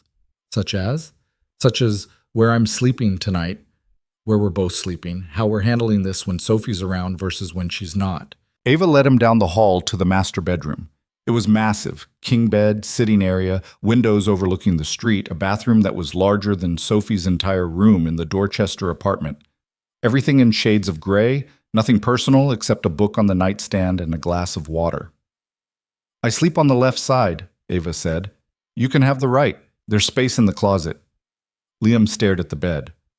You're serious? You said it had to look real. Sophie's 6, but she's not stupid. If we're in separate rooms, she'll know something's wrong. So we're just going to share a bed. It's large enough that we won't even touch. Think of it as a very expensive hotel room. Hotels don't come with marriage certificates. No, they don't. Ava sat on the edge of the bed, suddenly looking exhausted. Look, I know this is weird. I know it's not what either of us planned, but we made a choice and now we have to live with it. So we can either make it as uncomfortable as possible, or we can try to find a way to make it work. She was right. Liam hated that she was right. Fine, but I'm getting my own pillow. There are 6 pillows on this bed. Take your pick. That night, Liam lay on the right side of Ava Hayes' bed, staring at the ceiling of a room that cost more per month than his entire apartment had. Ava was on the left side, far enough away that they might as well have been in different zip codes. Liam? Yeah? Thank you for doing this. You're paying me $5 million. Don't thank me. It's not about the money. Then what's it about? She was quiet for so long he thought she'd fallen asleep. Then, it's about not being alone when it happens. Whatever happens. Liam turned his head to look at her. In the dim light from the street, she looked smaller, younger, less like a CEO, and more like a person who was scared. You're not going to die, Ava. You don't know that. No, but I'm choosing to believe it anyway. She didn't respond, just closed her eyes, and eventually her breathing evened out. Liam lay awake for another 2 hours, listening to her breathe, thinking about the strange mathematics of his life. 2 weeks ago, he'd been alone in a crappy apartment, barely holding on. Now he was in a townhouse in Back Bay, married to a billionaire, trying to figure out how to be a family with someone who didn't know how families worked. His phone buzzed on the nightstand. Jessica. Again. Liam, I need to talk to you. It's important. He typed back. Tomorrow. I promise. Is Sophie okay? She's fine. She's asleep. Where are you? Liam looked at Ava, at the expensive sheets and the gray walls and the life he'd just stepped into. Somewhere new. I'll explain tomorrow. He turned off his phone before she could respond. The next morning, Sophie woke them up by jumping on the bed at 6:30 a.m. Wake up, wake up, wake up. We have to get my stuff. And I'm hungry. And Ava, do you have pancake mix? Because Daddy makes really good pancakes. Ava sat up, her hair disheveled, looking disoriented. What's happening? Morning, Liam said. This is what mornings look like with a 6-year-old. It's Saturday. Kids don't care about weekends. Sophie bounced between them. Can we get pancakes? Please, please, please? Ava looked at Liam helplessly. He almost laughed. I'll make pancakes. Ava, do you have a kitchen? I have a kitchen. I don't know if I have pancake ingredients. They went downstairs. The kitchen was state-of-the-art. Marble counters, professional-grade appliances, a refrigerator that looked like it belonged in a restaurant. Liam opened it, empty except for bottled water, yogurt, and some questionable takeout containers. You don't cook, he observed. I work 90 hours a week. When would I cook? Fair point. He checked the cabinets, found coffee, protein powder, and a box of crackers that had expired 4 months ago. Okay, new plan. We go out for breakfast, then we get my stuff, then we go grocery shopping. I can have groceries delivered. Ava. What? We talked about this. Normal. We need to do normal things. She looked like she wanted to argue, then saw Sophie watching them with interest and relented. Fine. Normal. Breakfast out, moving stuff, grocery shopping. I can do that. Sophie beamed. This is fun. It's like an adventure. Liam caught Ava's eye over Sophie's head. She looked terrified. They went to a diner in the South End, the kind of place with cracked vinyl booths and waitresses who called everyone Arn. Sophie ordered chocolate chip pancakes with extra whipped cream. Liam got eggs and toast. Ava stared at the menu like it was written in a foreign language. When was the last time you ate at a place like this? Liam asked. I don't remember. College, maybe? What do you normally eat? Protein shakes, salads from the place near the office. Whatever Carolina orders for lunch meetings. That's depressing. It's efficient. It's sad, Sophie interjected. Food is supposed to make you happy, not just keep you alive. That's what my teacher says. Your teacher sounds wise, Ava said. She is. She also says we should eat breakfast every day, but sometimes Daddy lets me have cookies instead. Those were breakfast cookies, Liam protested. They were Oreos. Breakfast Oreos. Ava almost smiled. Almost. The waitress came back and Ava ordered oatmeal, which was probably the safest option on the menu. When it arrived, thick and steaming with brown sugar and raisins, she stared at it like it might attack her. "Just eat it," Liam said. "It's oatmeal, not poison." "I know what it is." "Then why are you looking at it like that?" "Because I can't remember the last time I ate something that wasn't carefully calculated for nutritional value and convenience." She picked up her spoon. "This feels indulgent." "It's oatmeal." "Exactly." Sophie watched this exchange with fascination. "Are you always this weird about food?" "Sophie," Liam warned. "It's a fair question," Ava said. She took a bite of oatmeal, chewed thoughtfully. "And yes, I suppose I am." After breakfast, they drove to Liam's apartment in Dorchester. The building looked smaller somehow, shabbier in the morning light. Liam led them up the stairs to the second floor, unlocked the door, and felt a strange sense of dislocation stepping into the place that had been his entire world just 24 hours ago. Sophie ran immediately to her room to start packing. Ava stood in the living room, looking around at the worn furniture, the crayon drawings on the refrigerator, the life Liam and Sophie had built in 1,200 square feet. "You kept it clean," she said. "I tried. I expected worse. A bachelor father raising a 6-year-old alone. Sophie deserves better than chaos." Ava walked to the refrigerator, studied the drawings. "She's talented. She likes art, wants to be a veterinarian who paints animals on the side. Specific. She's a specific kid." Liam started taking books off the shelf, packing them into a box he'd grabbed from the recycling room. "This is going to take a few trips. I can call a service." "Ava." "Right. Normal." She picked up a box. "Where do I start?" They worked for 3 hours, packing up the fragments of Liam's previous life. Sophie's toys and books and clothes. His own minimal possessions. He'd left most of the furniture when Jessica moved out, taken only what he needed. It all fit into Ava's Mercedes SUV, a vehicle Liam hadn't even known she owned, with room to spare. As they loaded the last box, his neighbor Mrs. Chen came out of her apartment. "Liam, are you moving?" "Yeah, Mrs. Chen, somewhere closer to work." "And who is this?" She looked at Ava with undisguised curiosity. "This is Ava, my—" He stumbled over the word, still foreign in his mouth. "My wife." Mrs. Chen's eyes went wide. "Wife? You got married? When?" "Yesterday." "Yesterday? And you didn't tell anyone?" "It was kind of sudden." Mrs. Chen looked between them, clearly trying to piece together a story that made sense. Sophie came running out of the apartment with her stuffed rabbit. "Mrs. Chen, we're moving to a big house and I have my own bathroom." "That's wonderful, sweetie." Mrs. Chen's expression softened. "You take care of your father, okay? And your new mother." Sophie beamed. "I will." They finished loading the car and drove back to Back Bay. Sophie fell asleep in the back seat, exhausted from the excitement. Liam and Ava sat in silence, the weight of what they'd done settling over them like fog. "She called me your wife," Ava said quietly. "That's what you are. On paper. In front of Sophie, it has to be more than that." "I know." Ava's hands tightened on the steering wheel. "I just didn't expect it to feel so real so quickly." "Having second thoughts?" "No." "Yes, I don't know." She pulled into the garage beneath the townhouse. "I've never been anyone's wife before.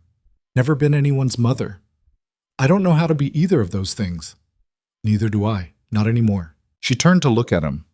"But you were. You have been. You know what it's supposed to look like." "I know what my version looked like. Doesn't mean it was right." Liam glanced back at Sophie, still asleep with her rabbit clutched to her chest. "We're both making this up as we go, Ava. The only difference is I've had more practice pretending I know what I'm doing." They carried boxes upstairs, moving quietly so they wouldn't wake Sophie. It took 2 more trips to get everything. By the time they finished, the townhouse looked different.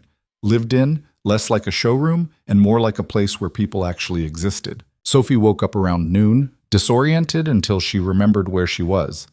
Then she insisted on helping unpack, which mostly meant opening boxes and exclaiming over items she'd seen every day of her life, like they were fascinating archaeological discoveries. "Daddy, remember when I got this? It was from the zoo." "I remember, baby." "And this one? This was from Mommy on my birthday." Ava went still at the mention of Jessica. Liam caught her eye, shook his head slightly. "Later. They'd deal with that conversation later." That afternoon, they went grocery shopping. Ava pushed the cart through Whole Foods like she was navigating a minefield, clearly overwhelmed by the sheer number of decisions required. Sophie threw items in with abandon: cookies, fruit snacks, the kind of cereal that was more sugar than grain. "We can't just buy everything," Liam said, removing a third box of Pop-Tarts. "Why not? Ava has lots of money." "That's not the point." "Then what is the point?" Ava leaned against the cart, watching this exchange with something that might have been amusement. Actually, she raises a valid question. Don't encourage her. "I'm just saying, if the issue is financial, it's not really an issue." Liam looked at her over the mountain of groceries Sophie had accumulated. "The issue is that she needs to understand we don't just buy whatever we want because we can. That's how you raise entitled kids." "Ah." Ava considered this. "What do we do instead?" "We compromise. Sophie, pick 3 things you really want. Everything else goes back." Sophie studied her selections with the gravity of a Supreme Court justice. Finally, she chose the cookies, the fruit snacks, and a box of strawberry cereal that claimed to be part of a complete breakfast. "Good choices," Liam said. At the checkout, the total came to $463. Ava didn't even blink. Liam tried not to think about how this was more than he used to spend on groceries in a month. That night, Liam made dinner. Pasta with marinara sauce, nothing fancy but warm and filling. They ate at the glass table that now had Sophie's backpack slung over one chair and a stack of library books in the center. Ava picked at her food, eating small bites like she was afraid of it. "You don't have to be scared of carbs," Liam said. "I'm not scared. I'm just not used to them." "When was the last time you ate pasta?" Ava thought about it. 2 years ago. Client dinner in Italy. That's actually sad." "You keep saying that." "Because it keeps being true." Sophie twirled spaghetti around her fork, creating a construction that defied physics. "I think you should eat pasta more. It's happy food." "Happy food?" Ava asked. "Yeah. Some foods are sad, like plain salad, and some foods are happy, like pasta and ice cream and pizza. You need more happy food." Liam watched Ava process this logic. She took another bite of pasta, chewed slowly. "You might be right," she said finally. After dinner, Sophie wanted to watch a movie. She picked something animated about talking animals saving their forest, curled up on the couch between Liam and Ava. Halfway through, she fell asleep with her head on Ava's lap. Ava went completely still. "It's okay," Liam said quietly. "She's just tired." "What do I do?" "Just let her sleep." "But I don't know how to." "You're doing fine, just don't move suddenly." They sat there through the rest of the movie, Sophie breathing softly, Ava rigid with uncertainty. When the credits rolled, Liam carefully picked Sophie up. "I'll get her to bed." He carried Sophie upstairs, changed her into pajamas while she half woke and mumbled protests, tucked her into the new bed that was starting to smell like her. Apple shampoo and something indefinably Sophie. "Daddy?" "Yeah, baby?" "I like it here." "Yeah?" "Yeah, it's nice. Ava's nice." She yawned. "Are you happy?" The question caught him off guard. "I'm working on it." "Good. You deserve to be happy." She said it with such certainty, like it was simply a fact. "So do you." "I know. I'm already happy. I have you and Mommy, and now Ava. That's lots of people to love me." Liam's throat felt tight. "Yeah, that's lots of people." He kissed her forehead, waited until she was asleep, then went back downstairs. Ava was still on the couch, staring at the blank TV screen. "She thinks this is real," Ava said. "I know." "What happens when she finds out it's not?" "Then we make sure it is." Liam sat down next to her. "We made a choice, Ava. Now we have to commit to it. All the way. No half measures." "I don't know how to be what she needs." "Neither did I when she was born. You learn as you go." Ava turned to look at him. What if I can't? What if I'm too broken for this? You're not broken. You're just used to being alone. He paused. But you don't have to be anymore. She didn't respond, just sat there in the dim light of the living room in a house that was slowly becoming a home, with a husband she barely knew and a stepdaughter who had already decided to love her. On Monday, the office was buzzing. Liam heard the whispers as soon as he stepped off the elevator. Saw the looks, the barely concealed stares. News traveled fast in a building like Harrington Global, especially news about the CEO. Carolina was waiting at his desk. "Mr. Carter, Ms. Hayes would like to see you." I figured. "The board is requesting a meeting." "When?" "This afternoon, 4 p.m. You'll need to be there." Liam's stomach dropped. "Me? You're her husband now. Certain decisions require spousal presence." Carolina's expression was unreadable. "Congratulations, by the way." "Thanks." "I mean it. She needs someone, whether she knows it or not." Before Liam could respond, Carolina was gone. The morning passed in a blur of work and speculation. By lunch, half the office knew. By 2, everyone knew. Richard Voss sent a one-line email. "Interesting choice. Let's discuss Tuesday." At 3:45, Liam went to the executive floor. Ava was in her office, looking calm despite what was coming. She'd changed into a different suit, dark gray, armor for the battlefield ahead. "You ready?" she asked. "No." "Good. Neither am I." She handed him a folder. "Board members. Read these. Know who you're dealing with." Liam skimmed the files. 8 board members, all older, all male, except for one woman who'd been installed as a diversity hire and had no real power. He recognized some of the names: old money, family connections, the kind of people who'd been running things since before Ava was born. "They're going to question this," he said. "Let them." "Ava, I'm dying, Liam. They can question my marriage all they want. They can't change the law." She stood, straightened her jacket. "Just follow my lead. Don't speak unless directly addressed. And don't let them intimidate you." The boardroom was on the 61st floor. Dark wood, leather chairs, windows overlooking the city. The 8 members were already seated, looking like a tribunal. At the head of the table sat Harrison Gaines, the chairman. 73, silver hair, the kind of face that had been handsome once and had settled into distinguished. He'd been on the board since before Ava took over, had voted against her appointment, and had spent the last 4 years trying to undermine her at every turn. "Ava, how kind of you to join us." His voice dripped condescension. "And you've brought company. This is my husband, Liam Carter. He's here as required by the spousal notification clause in my contract." "Ah, yes. Your husband." Gaines leaned back in his chair. "Married on Friday, I understand. Quite sudden. When you know, you know." "Indeed." Gaines smiled, but it didn't reach his eyes, though one might question the timing.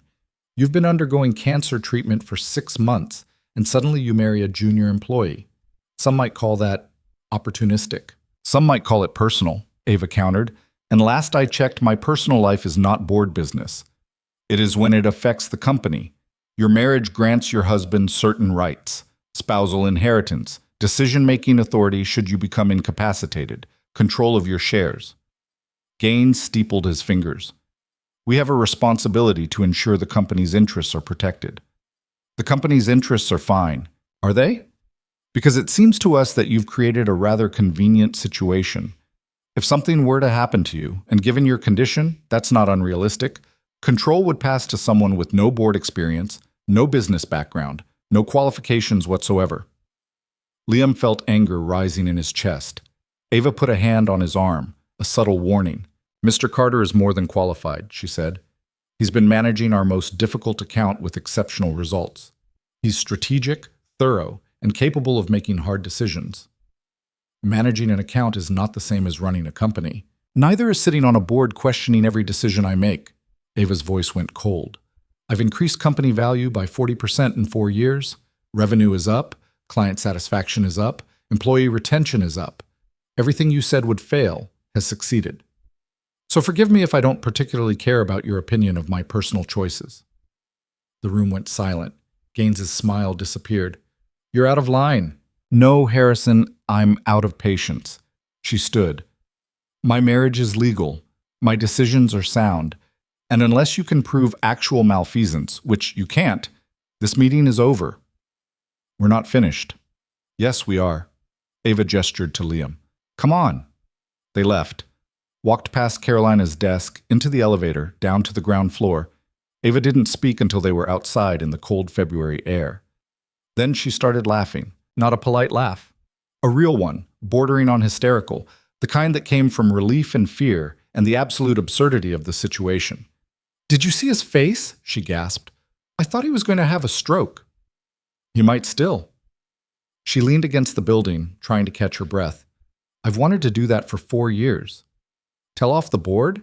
Tell them the truth, that they're parasites who contribute nothing and complain about everything. She wiped her eyes. That felt good. Liam looked at her. This woman who ran a billion-dollar company, who was fighting cancer, who just married him out of desperation and strategy. She was shaking slightly, whether from cold or adrenaline he couldn't tell. They're going to make this difficult, he said. They already were. Now they're just going to be louder about it. What happens if they try to remove you? They can't. I own 51%, but they can make my life miserable, and they will. She straightened, composing herself. We knew this wouldn't be easy. Did we? Because I'm starting to think we underestimated exactly how not easy it would be. Ava met his eyes. Having second thoughts? Every single day. Want out? He thought about Sophie, about the trust fund that would secure her future, about the woman standing in front of him who was fighting harder than anyone should have to fight. No, he said. I'm in. Whatever comes. Something shifted in Ava's expression. Relief, maybe. Or gratitude. Or something else entirely. Thank you, she said quietly. They stood there on the sidewalk while the city moved around them. People rushing home from work, cars honking, the ordinary chaos of a Monday evening. Two people who'd made an impossible choice and were now learning to live with the consequences. Liam's phone rang. Jessica. He'd been avoiding this call for 3 days. I have to take this, he said. Ava nodded. I'll meet you at home. Home. The word still felt strange. He answered the phone. Hey, Jess. Don't hey Jess me. What the hell is going on? Her voice was tight with anger. Mrs. Chen called me. Said you got married. Said Sophie is living in Back Bay now. Liam, what did you do? He closed his eyes. Can we talk about this in person? No, we're talking about it now. You married someone without telling me, without discussing it? It happened fast. How fast? Who is she? Her name is Ava. She works at Harrington Global. Your boss. You married your boss. Jessica's voice rose. Are you insane? Probably. That's not funny. We have a daughter, Liam. You can't just make massive life decisions without talking to me about them. You moved to Cambridge with Derek without discussing it with me first. That's different. How? Because I'm not dragging Sophie into some rushed relationship with someone I barely know. The accusation stung because it was true. Ava's good to her. Sophie likes her. Sophie is 6. She doesn't get to decide if this is a good idea. Neither do you, Jess. We're divorced, remember? Silence. Cold and sharp. I want to meet her, Jessica said finally. This Ava. I want to meet the woman who's suddenly playing stepmother to my daughter. Okay. This weekend, bring her to Cambridge. Derek and I will make dinner. Jessica. This weekend, Liam, or I call my lawyer and we revisit custody arrangements. She hung up. Liam stood there, phone in hand, feeling the situation spiral further out of control. He'd known this was coming, the confrontation, the questions, the anger, but knowing didn't make it easier. His phone buzzed. Ava, Sophie wants to know if we can have tacos for dinner. He typed back, we need to talk when I get home. That sounds ominous. Jessica wants to meet you this weekend. 3 dots appeared, disappeared, appeared again. Finally, okay. Liam pocketed his phone and started walking. Back Bay was 20 minutes on foot, and he needed the time to think, to figure out how to navigate the increasingly complicated web he'd created. By the time he got home, and he needed to stop thinking of it as Ava's house and start thinking of it as home, Sophie was setting the table with the kind of chaotic enthusiasm that resulted in crooked forks and napkins folded into origami disasters. Daddy, we're having tacos. Ava didn't know how to make them, so I showed her. Ava emerged from the kitchen looking slightly shell-shocked, holding a bowl of shredded lettuce. She's very instructional. She's bossy, Liam corrected. I'm helpful, Sophie insisted. There's a difference. They ate tacos. Sophie narrated the entire process of her day, math class, recess, the ongoing drama of who got to be line leader.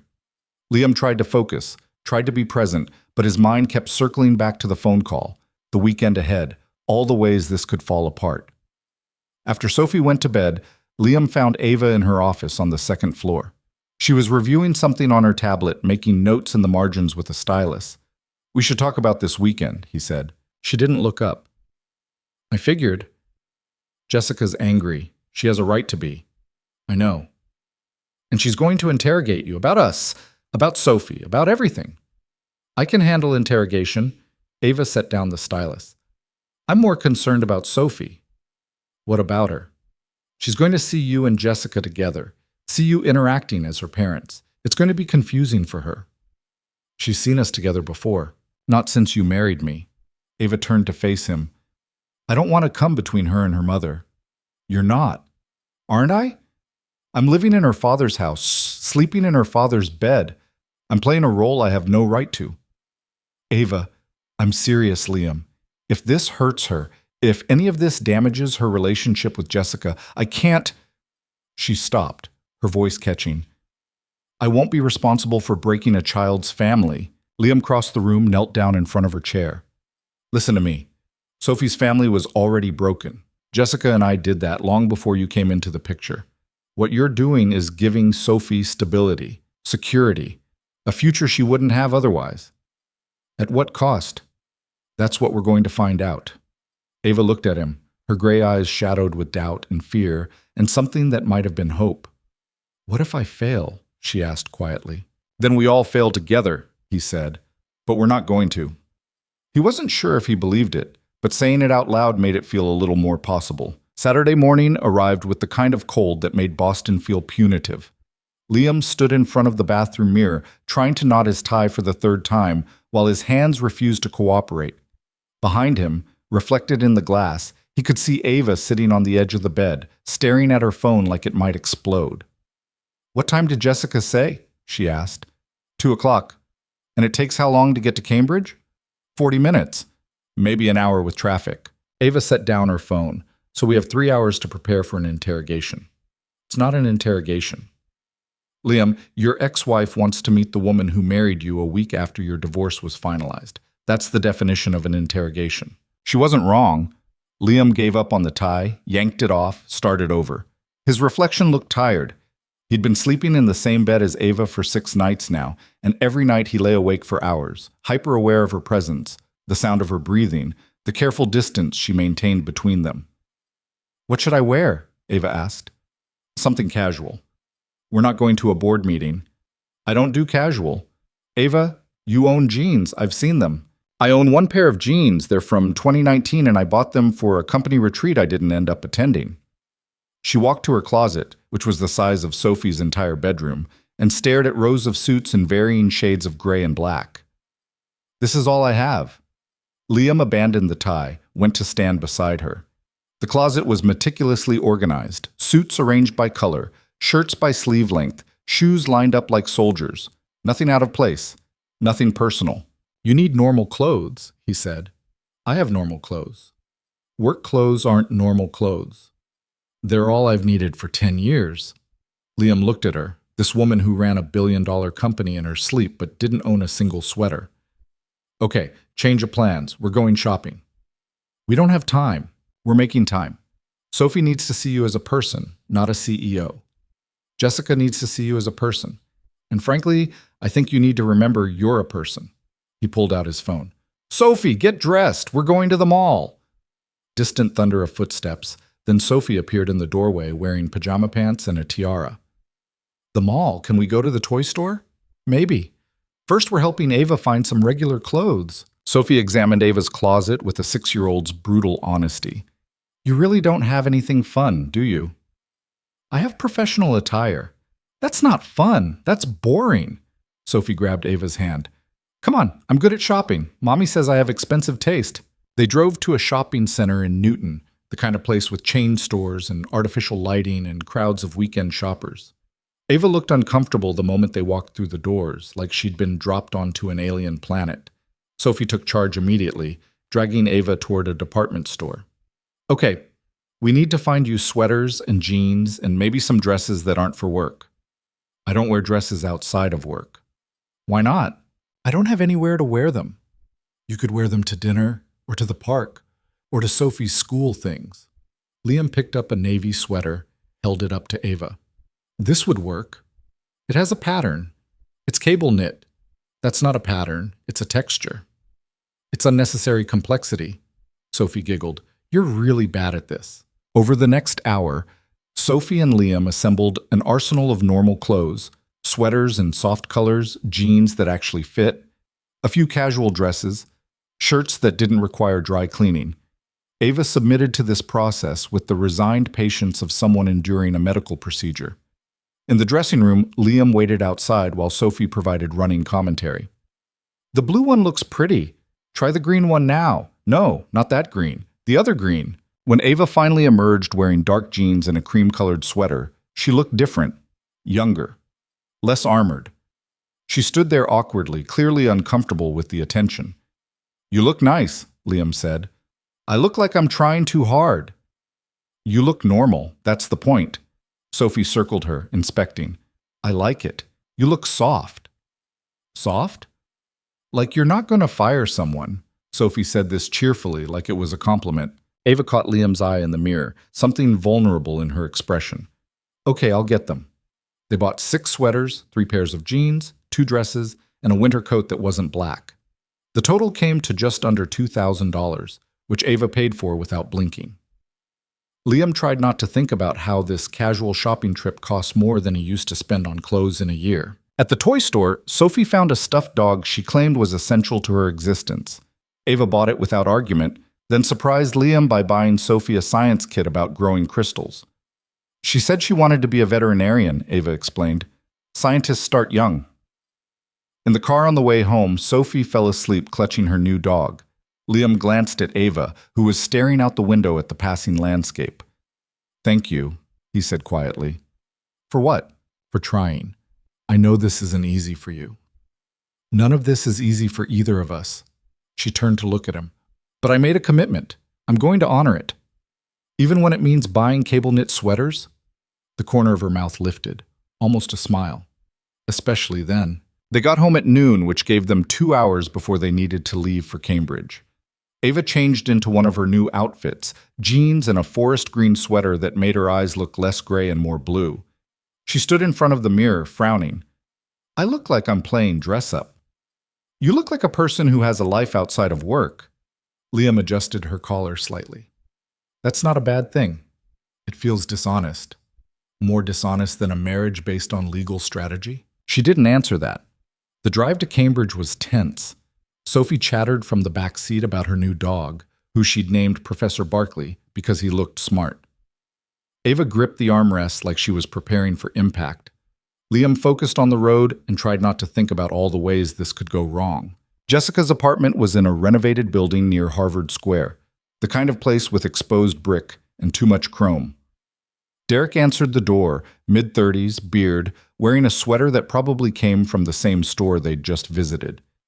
He had the easy confidence of someone who'd never had to fight for anything. You must be Liam.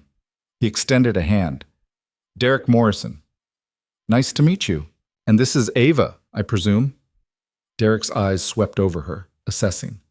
Come in, come in. Jess is finishing up in the kitchen. The apartment smelled like roasting chicken and ambition.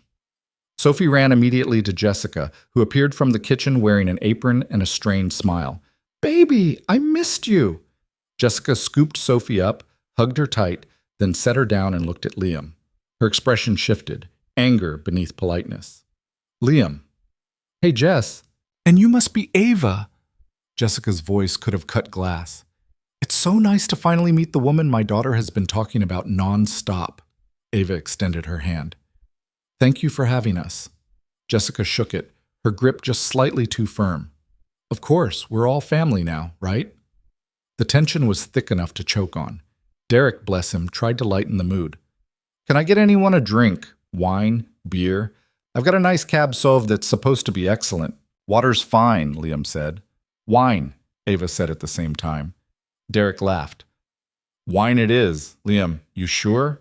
Yeah, I'm driving. They settled in the living room while Jessica finished cooking. Sophie showed Derek her new dog, explaining Professor Barkley's backstory in elaborate detail. Derek listened with the kind of patient attention that made Liam simultaneously grateful and resentful. Jessica emerged from the kitchen, wiping her hands on her apron. Dinner will be ready in 20 minutes. Sophie, want to help me set the table? Okay. Sophie ran off. Jessica looked at Liam and Ava. Actually, Ava, would you mind helping? I'd love to get to know you better. It wasn't a request. Ava set down her wine glass and followed Jessica into the kitchen. Liam watched them go, feeling like he'd just sent someone into enemy territory unarmed. Derek sat down across from him. So, you work at Harrington Global? Yeah, 4 years. What do you do there? Account management. I handle client relationships, project oversight. And that's how you met Ava? At work? Yeah. Derek nodded slowly. Must be interesting, being married to the CEO. It's different, I bet. Derek took a sip of his beer. Look, man, I'm not trying to step on toes here, but Jess is pretty upset. She feels like you made a major decision without consulting her. We're divorced. I don't need to consult her about my personal life. True, but when it affects Sophie, it becomes her business too. Derek leaned forward. I get it. You found someone, you moved fast. That's your prerogative. But from Jess's perspective, her daughter is suddenly living with a stranger. Ava's not a stranger. To you, maybe. To Sophie? They met, 2 weeks ago? 10 days. My point exactly. Derek's voice was calm but firm. I'm not saying you made the wrong choice. I'm just saying Jess needs to know Sophie's in good hands. In the kitchen, Ava was getting a different version of the same conversation. Jessica handed her a stack of plates without looking at her. So, you and Liam? Yes. How long have you been dating? Not long, obviously. Jessica opened a drawer, pulled out silverware with more force than necessary. What I'm trying to understand is how my ex-husband went from signing divorce papers to married in less than 2 weeks. It happened quickly. That's not an answer. Ava met her eyes. We connected. We understood each other. When you know something's right, waiting doesn't make sense. That's what he said too, word for word. Jessica set down the silverware. Look, I don't know you. Maybe you're wonderful. Maybe you're going to be the world's best stepmother. But my daughter is 6 years old and her entire life just changed, and I need to know she's safe. She's safe. Is she? Because from where I'm standing, this looks like a woman who works 90-hour weeks suddenly playing house with a first grader. That doesn't exactly scream stability. I'm reducing my hours. To what? 80? Ava felt something sharp in her chest. I understand your concerns. If I were in your position, I'd have the same ones. But I can promise you that Sophie's well-being is my priority. Your priority is your company. My priority is making sure the people I care about are protected. Ava's voice went quiet. That includes Sophie. Jessica studied her for a long moment. You're not what I expected. What did you expect? I don't know. Someone colder, maybe. More corporate. Jessica started arranging silverware on the table. Liam has terrible taste in people. I thought you'd be another mistake. And now? Now I think you're either the best thing that could have happened to him or you're going to destroy him completely. Jessica looked up. I haven't decided which yet. Dinner was an exercise in controlled tension.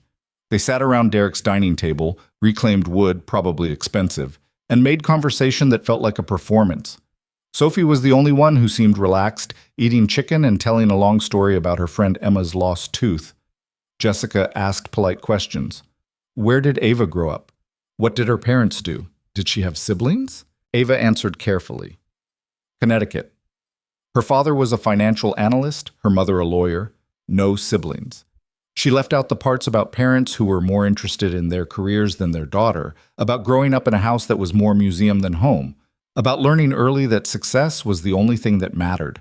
Derek tried to lighten the mood with stories about his work, Something in tech. Liam wasn't entirely clear on the details. Jessica laughed at the appropriate moments, touched Derek's arm, played the role of happy girlfriend rebuilding her life. Liam watched this and felt the complicated mix of emotions he'd been carrying since the divorce.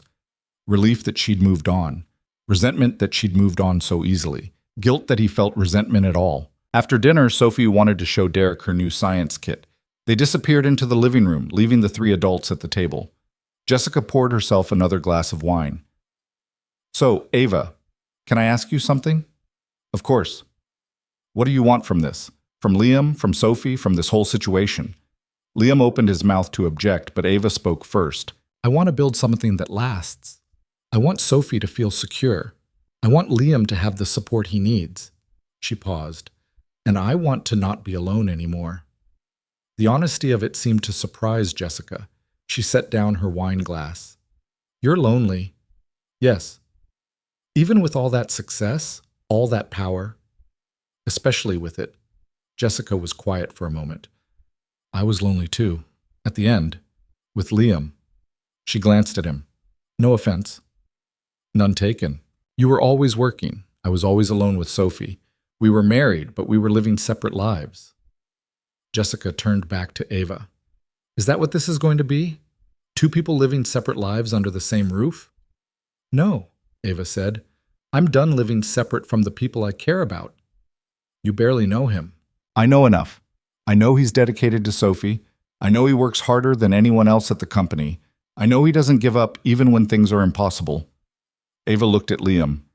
"I know he's better than he thinks he is." Something shifted in the room. Jessica leaned back in her chair, studying them both. "Okay," she said finally. "Okay, what?" "Okay, I believe you actually care about them, both of them." Jessica sighed. "I'm still not thrilled about how fast this happened. I still think you're both crazy. But I can see this isn't just some, I don't know, midlife crisis or whatever I thought it was." "I'm 30, Ava said. "Bit early for a midlife crisis." "Fair point." Jessica almost smiled. Then her expression turned serious again. "But if you hurt my daughter—" "I won't. You can't promise that. No one can. But I need you to promise you'll try not to." Ava met her eyes. "I promise." They left Cambridge at 8. Sophie fell asleep in the car again, exhausted from the day. Liam drove in silence, processing everything that had happened. Beside him, Ava stared out the window. "That was brutal," she said finally. "Yeah." "Does she always interrogate people like that?" "Only when she's protecting Sophie. I respect that." Ava was quiet for a moment. "I meant what I said about not being alone anymore." "I know." "Do you? Because sometimes I think you see this as just an arrangement, a transaction." Liam took the exit toward Back Bay. "It started as a transaction, but it's becoming something else." "What?" "I don't know yet. Ask me again in a few months." When they got home, Liam carried Sophie upstairs and put her to bed without waking her. When he came back down, Ava was in the kitchen making tea. She'd changed into pajamas, plain cotton, bought during their shopping trip, and she looked exhausted. "Thank you for today," she said. "For the clothes, for the support during dinner, all of it." "You don't have to thank me." "Yes, I do. None of this is what you signed up for." "Neither is sharing a bed with someone who steals all the covers." She looked surprised. "I don't steal the covers." "Ava, every morning I wake up and I'm freezing because you've wrapped yourself in a cocoon." "That's—" She stopped. "Really? Really? I didn't know. I'm sorry." "Don't be sorry, just share the blankets." She smiled. A real smile, tired but genuine. "Okay, I'll try." They went upstairs together, this strange little family they were building from broken pieces and legal documents. Liam showered, changed into pajamas, climbed into the right side of the bed that was starting to feel less foreign. Ava was already asleep, or pretending to be. But as Liam settled in, she spoke quietly into the darkness. "Liam? Yeah? I'm glad you're here, in case I haven't said that." "You haven't." "Well, I'm saying it now." He reached over, found her hand in the darkness, squeezed it once. "Me too." The next week brought a rhythm that was almost normal. Mornings were chaos. Sophie needing breakfast, Liam needing coffee, Ava needing to review contracts before 7 a.m. They navigated around each other in the kitchen, learned each other's patterns, found a system that mostly worked. Sophie started calling Ava by her first name instead of Ms. Hayes, which felt like progress. She'd climb into Ava's lap while watching TV, drag her into conversations about school drama, ask her opinion on whether unicorns were scientifically possible. Ava handled this with the careful attention of someone studying a foreign language. She bought books about child development, asked Liam questions about parenting, tried so hard it was almost painful to watch. At work, the board was making noise. Harrison Gaines sent pointed emails about corporate governance and conflict of interest. The other board members whispered in hallways. But Ava held firm, and the numbers backed her up. Meridian was stable. Other accounts were performing well. The company was thriving. Richard Voss called Liam on Thursday. "Carter, good news? The trial period is working. Meridian is recommending contract renewal for another 2 years." Liam felt relief flood through him. "That's excellent. You've done good work. Better than your predecessors." Voss paused. "I heard you married the CEO. News travels fast." "In this industry? Always." Voss sounded amused. "Ballsy move. Half the business world thinks you're a gold digger. The other half thinks you're a genius." "What do you think?" "I think you stabilized my account, and I don't care about your personal life. Keep up the good work." That night, Liam told Ava about the renewal. They were in the kitchen. She was making tea, he was cleaning up from dinner. Sophie was upstairs doing homework with the kind of dramatic sighs that suggested deep suffering. "That's good news," Ava said. "Gaines will have one less thing to complain about. He'll find something else. He always does." She poured hot water over her tea bag, watching the color seep out. "My treatment is scheduled for Tuesday, same time as usual. I'll be there." "You don't have to.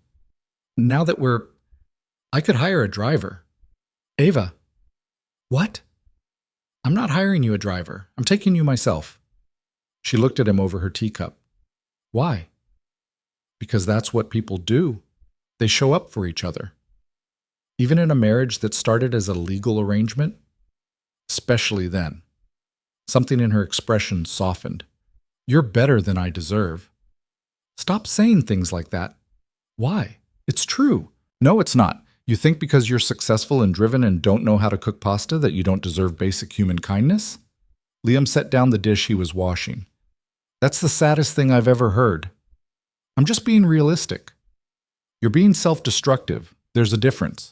Ava set down her tea, her hand shaking slightly. "Do you know what it's like? To have cancer at 30? To know that every plan you made, every goal you set might not matter because you might not be here to see it?" "No, I don't. It's terrifying and lonely, and it makes you feel like you're already disappearing even while you're still here," her voice cracked. "So forgive me if I don't believe I deserve kindness when I can barely believe I deserve to exist." Liam crossed the kitchen, pulled her into a hug. She went stiff at first, then collapsed against him, shaking with something that might have been tears. "You exist," he said quietly. "You matter. And you're not disappearing." She didn't respond, just held on to him like he was the only thing keeping her anchored. Upstairs, Sophie called out, "Daddy, I need help with fractions." Ava pulled away, wiping her eyes. "You should go. We're not done talking about this." "Yes, we are." She picked up her tea, walked toward her office. "Go help Sophie." Liam watched her go, feeling helpless. Then he went upstairs to explain fractions to a 6-year-old while wondering how to help someone who'd spent so long being strong that she'd forgotten how to be vulnerable. Tuesday came too fast. Liam picked Ava up from the office at 2, drove her to Mass General like he'd done a dozen times before. But this time felt different, heavier, like they were both carrying weight that had finally become too much to bear alone. In the waiting room, Ava sat rigid in her chair, staring at nothing. Liam took her hand. "You're shaking," he said. "The treatment is getting harder, each one worse than the last." "Why didn't you tell me? What would you have done? It doesn't change anything." "It changes how I can help." She looked at him. "You're already helping more than you know." A nurse called her name. Ava stood, and for just a second she looked terrified. Then she straightened her shoulders, put on the armor she wore for the world, and walked through the door. 3 hours later, she emerged looking like she'd been hit by a truck. Pale, shaking, barely able to stand. Liam caught her before she fell. "I've got you," he said. "I'm fine." "You're not fine. Stop pretending." He got her to the car, drove her home with one hand on the wheel and one hand holding hers. She didn't let go the entire way. At the townhouse, he helped her upstairs, got her into bed, brought her water and crackers she couldn't eat. Sophie appeared in the doorway, worried. "Is Ava sick?" "She's having a bad day, baby. She needs to rest." Sophie climbed onto the bed, curled up next to Ava. "When I'm sick, my stuffed animals make me feel better. Do you want to borrow Professor Barkley?" Ava managed a smile. "That's very kind, but you keep him. Just having you here helps." "Okay." Sophie settled in, chattering quietly about her day, and somehow the sound of a 6-year-old's voice talking about spelling tests and playground drama seemed to help more than anything else could. That night, after Sophie was asleep, Liam sat on the edge of the bed while Ava drifted in and out of consciousness. "Liam, I'm here. If something happens, nothing's going to happen. But if it does, promise me you'll take care of the company. Promise me you won't let them destroy what I built. I promise. And Sophie, make sure she knows." Ava's voice broke. "Make sure she knows I cared about her, that this wasn't just an arrangement. She knows, but you're going to tell her yourself when you're better. What if I don't get better? Then we'll deal with it together." Liam lay down beside her, pulled her close. "But you're not alone anymore, Ava. Whatever happens, you're not alone." She fell asleep in his arms, and Liam lay awake holding her, promising things he wasn't sure he could deliver, but knowing he'd die trying. Because somewhere between the courthouse and the hospital, between Sophie's drawings and midnight confessions, this arrangement had become something real, and Liam wasn't going to let it go without a fight. The weeks that followed that night became a strange negotiation between hope and fear. Ava recovered from the treatment slowly, spending 3 days in bed before she could stand without feeling like her legs might give out. Sophie appointed herself chief caretaker, bringing glasses of water Ava didn't want and drawings she claimed had healing properties. "This one is a rainbow," Sophie explained, holding up a crayon masterpiece. "Rainbows mean good things are coming." "Does it?" Ava asked from her pillow fortress. "Yes, I decided." Sophie climbed onto the bed with the confidence of someone who'd never been told no. "Also, I made you a schedule, see? Water at 9, crackers at 10, more water at 11. You made me a schedule. Daddy says schedules help when things are hard, and you look like things are hard." Ava looked at Liam, who was leaning against the doorframe trying not to laugh. "Your daughter's very bossy." "She gets it from her mother," Liam said. "Hey," Sophie protested. "I get it from both of you now. That's how families work." The casual way she said it, families, made something catch in Liam's throat. Ava must have felt it too, because she reached out and pulled Sophie into a hug that lasted longer than usual. By March, the rhythm of their life had settled into something that almost felt sustainable. Mornings were still chaos, but it was a familiar chaos now. Ava had learned to make coffee without burning it. Sophie had learned that Ava needed 10 minutes of silence before she could handle conversation. Liam had learned that if he left sticky notes with encouragement on Ava's laptop, she'd find them hours later and text him a single word: "Thanks." The board was still circling, but their complaints had lost teeth. The company was thriving. Meridian had renewed. 3 other major clients had signed long-term contracts. Even Harrison Gaines couldn't argue with the numbers, though he tried. At home, small changes accumulated into something bigger. Ava started coming home for dinner instead of working until midnight. She learned to read Sophie's mood swings, to know when the 6-year-old needed distraction versus space. She stopped apologizing for taking up room in her own house. One Saturday in late March, Sophie had a school event, a spring fair with games and face painting, and the kind of organized chaos that made Liam's head hurt. Jessica would be there with Derek. It would be the first time they'd all been in the same place since Cambridge. "Do we have to go?" Ava asked that morning, looking at the flyer with barely concealed dread. "Yes, Sophie's been talking about it for 2 weeks. There will be other parents there. They'll ask questions, so we'll answer them." "Liam, I run a company. I can handle board meetings and hostile negotiations. But small talk with suburban parents about bake sales, That's a different kind of hell. Sophie appeared, already in her jacket. Are you scared of my school? Ava looked caught. No. You look scared. I'm just not good at these things. What things? Social things? Talking to people I don't know, pretending I'm normal. Sophie considered this with the gravity of a philosopher. You don't have to pretend. You can just be weird. Everyone's weird about something. That's very wise, Ava said. I know. I'm very smart for 6. Sophie grabbed Ava's hand. Come on, it'll be fun. They have a cakewalk. The school gym was decorated with crepe paper and hand-drawn posters, packed with families and noise and the smell of popcorn.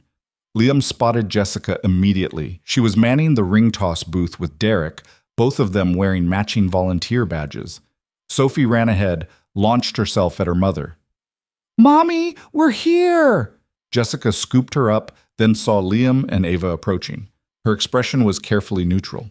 Hey, Soph, you guys made it. Ava was scared, but she came anyway. Sophie, Liam warned. What? She said she was scared. I'm just reporting facts. Derek laughed. Kid's got a point. Hey, Liam. Ava. He extended a hand, which Ava shook like she was sealing a business deal. Good to see you again. Likewise. An awkward silence descended. Sophie, oblivious, grabbed Ava's hand. Come on, I want to show you my classroom and the art wall and the library. Ava was dragged away, leaving Liam with Jessica and Derek. Jessica waited until they were out of earshot. She looks better than last time. The treatment is working, slowly. That's good. Jessica hesitated. Sophie talks about her all the time. Ava said this, Ava did that. I was worried at first, but now... She trailed off. Now what? Now I think maybe you actually found something real. Jessica looked at him. You're different, Liam. Less tired, less like you're barely holding on. I had help. Yeah, you did. Jessica touched his arm briefly. I'm glad. Really. You deserve to be happy. So do you. I am. Derek's good to me. Good to Sophie. She glanced at where Derek was helping a kid win a stuffed animal. We're figuring it out, all of us. It wasn't forgiveness exactly, but it was something close. An acknowledgement that they'd both moved on. Both found different versions of the life they'd tried to build together. Across the gym, Ava was surrounded by a group of mothers who'd cornered her by the bake sale. Liam could see the panic in her posture, the way she was trying to edge away while maintaining politeness. I should rescue her, he said. Jessica smiled. Go ahead. Your wife needs you. The word still felt strange, but less strange than it had 2 months ago. Liam made his way through the crowd. One of the mothers, Carol something, president of the PTA, was mid-interrogation. And you're a CEO. How fascinating. Do you work from home much? No, I have an office and with Sophie, how do you manage the balance?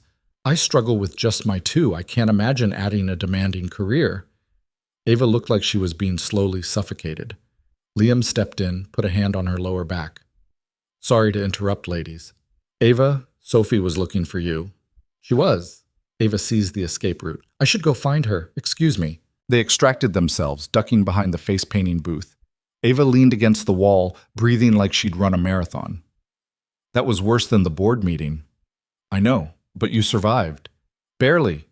That woman asked me about work-life balance. Like there's a secret formula I'm hiding. Ava closed her eyes. I wanted to tell her the truth, that I'm failing at both, that I have no idea what I'm doing, that half the time I feel like I'm playing dress-up in someone else's life.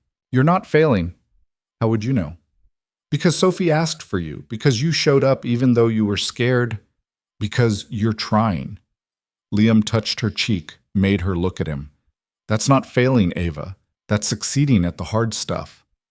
She leaned into his hand for just a moment, letting herself be vulnerable in a way she still wasn't comfortable with.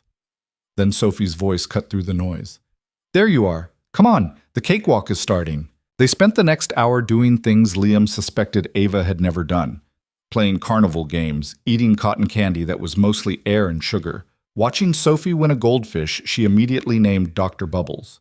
Ava participated with the careful attention of an anthropologist studying a foreign culture. But she participated. On the drive home, Sophie fell asleep in the back seat, clutching the plastic bag with Dr. Bubbles swimming in circles. "We're going to have to get a tank," Liam said, "and food, and whatever else goldfish need. You're the one who let her play that game. You didn't stop me." They looked at each other and laughed, and it felt normal. Not arranged or strategic or carefully managed, just normal. Back at the townhouse, Liam set up a temporary bowl for Dr. Bubbles, while Ava put Sophie to bed. He heard their voices upstairs. Sophie's endless chatter, Ava's quiet responses. When Ava came back down, she looked exhausted, but not unhappy. She wants to know if Dr. Bubbles can sleep in her room. Absolutely not. That fish will be dead in a week, and I don't want her waking up to that. I told her the same thing. She said we were both being unnecessarily pessimistic about Dr. Bubbles' life expectancy. She's been using big words lately. She's smart. Ava sat on the couch, pulled her legs up under her. Today was good, exhausting, but good. Liam sat beside her. You did well. With the other parents, with Jessica, all of it. I felt like a fraud. Everyone feels like a fraud at those things. It's basically required. Even you? Especially me. I'm a single father who married his boss and moved into her house. If anyone's a fraud, it's me. Ava was quiet for a moment. You're not a fraud, Liam. You're the most genuine person I know. That's a low bar considering most of the people you know are board members and corporate lawyers. It's still true. She shifted, leaning her head on his shoulder in a gesture that was becoming familiar. Thank you. For today. For all of this. You keep thanking me. Because I keep meaning it. They sat there in the quiet townhouse, listening to the sounds of the city outside and Sophie's off-key humming from upstairs. It wasn't the life either of them had planned, but it was becoming the life they were living.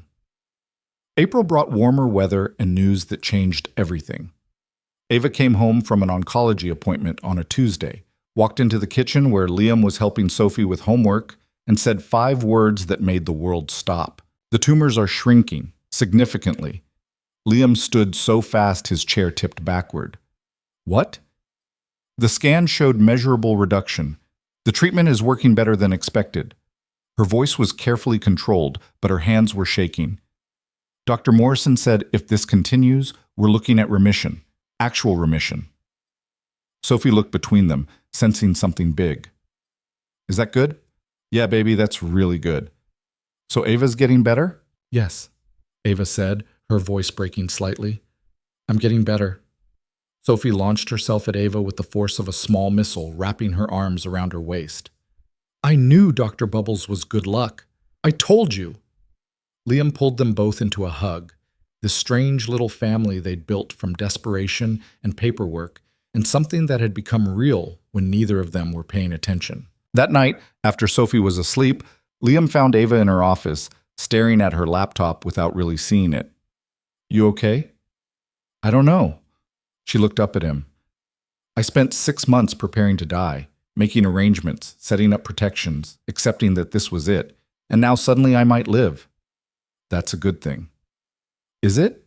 Everything I've done, marrying you, bringing you into this, disrupting Sophie's life, it was all based on the assumption that I was dying. What happens now? Liam sat down across from her. What do you want to happen? I don't know. The deal was 5 years, or until I died. But if I'm not dying, then we figure it out together. You don't have to stay, Liam. The legal protections are in place. Sophie's trust fund is secured. You've fulfilled your end. Is that what you want? For me to leave? Ava looked at him, and he saw fear there. Not of dying, but of living, of having something real that could be taken away. No, she said quietly, but I don't want you to stay out of obligation. I'm not staying out of obligation. Liam moved around the desk, pulled her to her feet. I'm staying because somewhere between the courthouse and the hospital, between Sophie's drawings and midnight confessions, I started caring about you, actually caring, not as a business arrangement or a legal strategy, but as a person. Liam, let me finish. You're stubborn, and you work too much, and you still can't make pasta without burning something. But you showed up for Sophie when you didn't have to. You learned to share the blankets. You bought her a science kit because you thought scientists start young. He touched her face. You're not what I expected, Ava. You're better. She kissed him. It wasn't the first time they'd kissed at the courthouse, quick pecks for appearances, but it was the first time it meant something, the first time it was a choice instead of an obligation. When they pulled apart, she was crying. "I don't know how to do this," she said. "How to have something good without waiting for it to be taken away." "Neither do I, but we'll figure it out." "What if I mess it up?" "Then we'll fix it. That's what people do." She kissed him again, and this time it felt like a promise. The next few weeks were strange. Good strange, but strange. They started sleeping closer together, not just on opposite sides of a large bed. Ava started leaving work earlier, showing up for Sophie's school things without being reminded. She bought cookbooks and attempted recipes with varying degrees of success. The kitchen fire in late April was small and mostly contained, but it became a family story they'd tell for years. In May, Sophie had a dance recital. Liam and Ava sat in uncomfortable auditorium seats while 6-year-olds in tutus stumbled through a choreographed number that was more chaos than dance. Sophie was in the back row, grinning like she was performing at Carnegie Hall. Jessica and Derek were 3 rows ahead.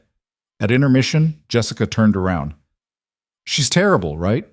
Like, objectively terrible." "The worst," Liam agreed, "but also kind of perfect?" "Completely perfect." Jessica smiled and it reached her eyes. "You two look happy."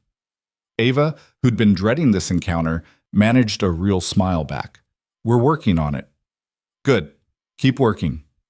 After the recital, they went out for ice cream, all 5 of them, this strange blended family.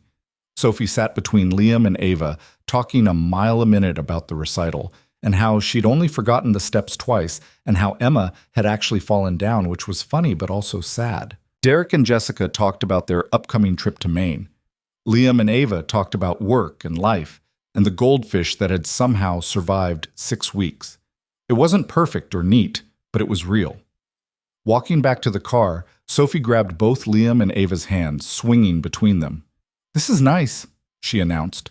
"Having lots of people who love me." "Yeah," Liam said. "It is." In June, Ava's next scan came back even better. The tumors had shrunk further. Dr. Morrison used the word remarkable 3 times. If this continued, they could start discussing a maintenance plan instead of aggressive treatment. The board, sensing that Ava wasn't going anywhere, finally stopped circling. Harrison Gaines retired, making pointed comments about modern corporate culture that everyone ignored. The new chairman was a woman in her 50s who actually seemed interested in the company succeeding rather than protecting old power structures. At home, the townhouse had transformed. Sophie's drawings covered the refrigerator. Books were scattered on coffee tables. The kitchen had actual food in it. It looked like people lived there, loved there, fought and made up and figured things out as they went. One night in July, after Sophie was asleep, Liam and Ava sat on the back patio with wine and the summer heat that made Boston feel like a different city. "Can I ask you something?" Ava said. "Always." "When did this become real for you? When did it stop being an arrangement?" Liam thought about it. "There wasn't one moment. It was accumulation. You learning to make pancakes, Sophie falling asleep on you during movies, coming home and finding you both covered in flour because you tried to bake cookies." He paused. "When did it become real for you?" "The hospital, after the bad treatment in December. You stayed. You didn't have to, but you stayed." She looked at him. "I realized then that maybe I wasn't as alone as I thought. You're definitely not alone now." "No. Now I have you and Sophie and a goldfish that refuses to die and an ex-wife who's actually nice to me and a whole life I didn't plan for." She smiled. "It's terrifying. But good?" "But good." They sat in comfortable silence, watching the city lights, thinking about all the ways their lives had changed. How desperation had led to an arrangement, and an arrangement had led to something neither of them had expected. Liam's phone buzzed. "Jessica. Sophie wants to know if she can do a sleepover at Emma's house Friday. I said I'd check with you both." He showed the text to Ava. "Both?" She said both. "That's progress." "Yeah, it is." He texted back. "We'll talk to Sophie tomorrow, but probably fine. Thanks. Also, Derek wanted me to tell you there's a dad's night next month if you're interested. Some guys from the school." Liam showed Ava again. "Apparently I'm being welcomed into suburban dad culture." "Are you going to go?" "Probably. Might be good. Make some friends who aren't corporate lawyers. I support this. You need friends. So do you. I have Carolina. Your assistant doesn't count. She absolutely counts. She knows more about my life than anyone. Liam laughed. Okay, fair, but maybe branch out. Do something that's not work-related. Like what? I don't know. Take a class. Join a book club. Learn to cook something that doesn't result in fire. Ava threw a piece of ice at him. He caught it, dropped it in his wine, and kissed her while the summer night settled around them. By August, Ava's treatment schedule had reduced to monthly checkups instead of bi-weekly sessions. The side effects were manageable. Her energy was returning. She started running again, early mornings before Sophie woke up, just her in the city, and the slow reclamation of her body. Sophie started second grade with the confidence of someone who'd survived first grade and considered herself an expert. She made new friends, joined an art club, brought home projects that covered every available surface. One evening, she was working on a family tree for school. She'd drawn branches for Liam and Jessica, for Derek and Ava, connecting them all with herself in the middle. Is this right? She asked Ava. Mrs. Patterson said family trees are about who's related, but I think they should be about who loves you. Ava looked at the drawing, this child's version of their complicated, imperfect family.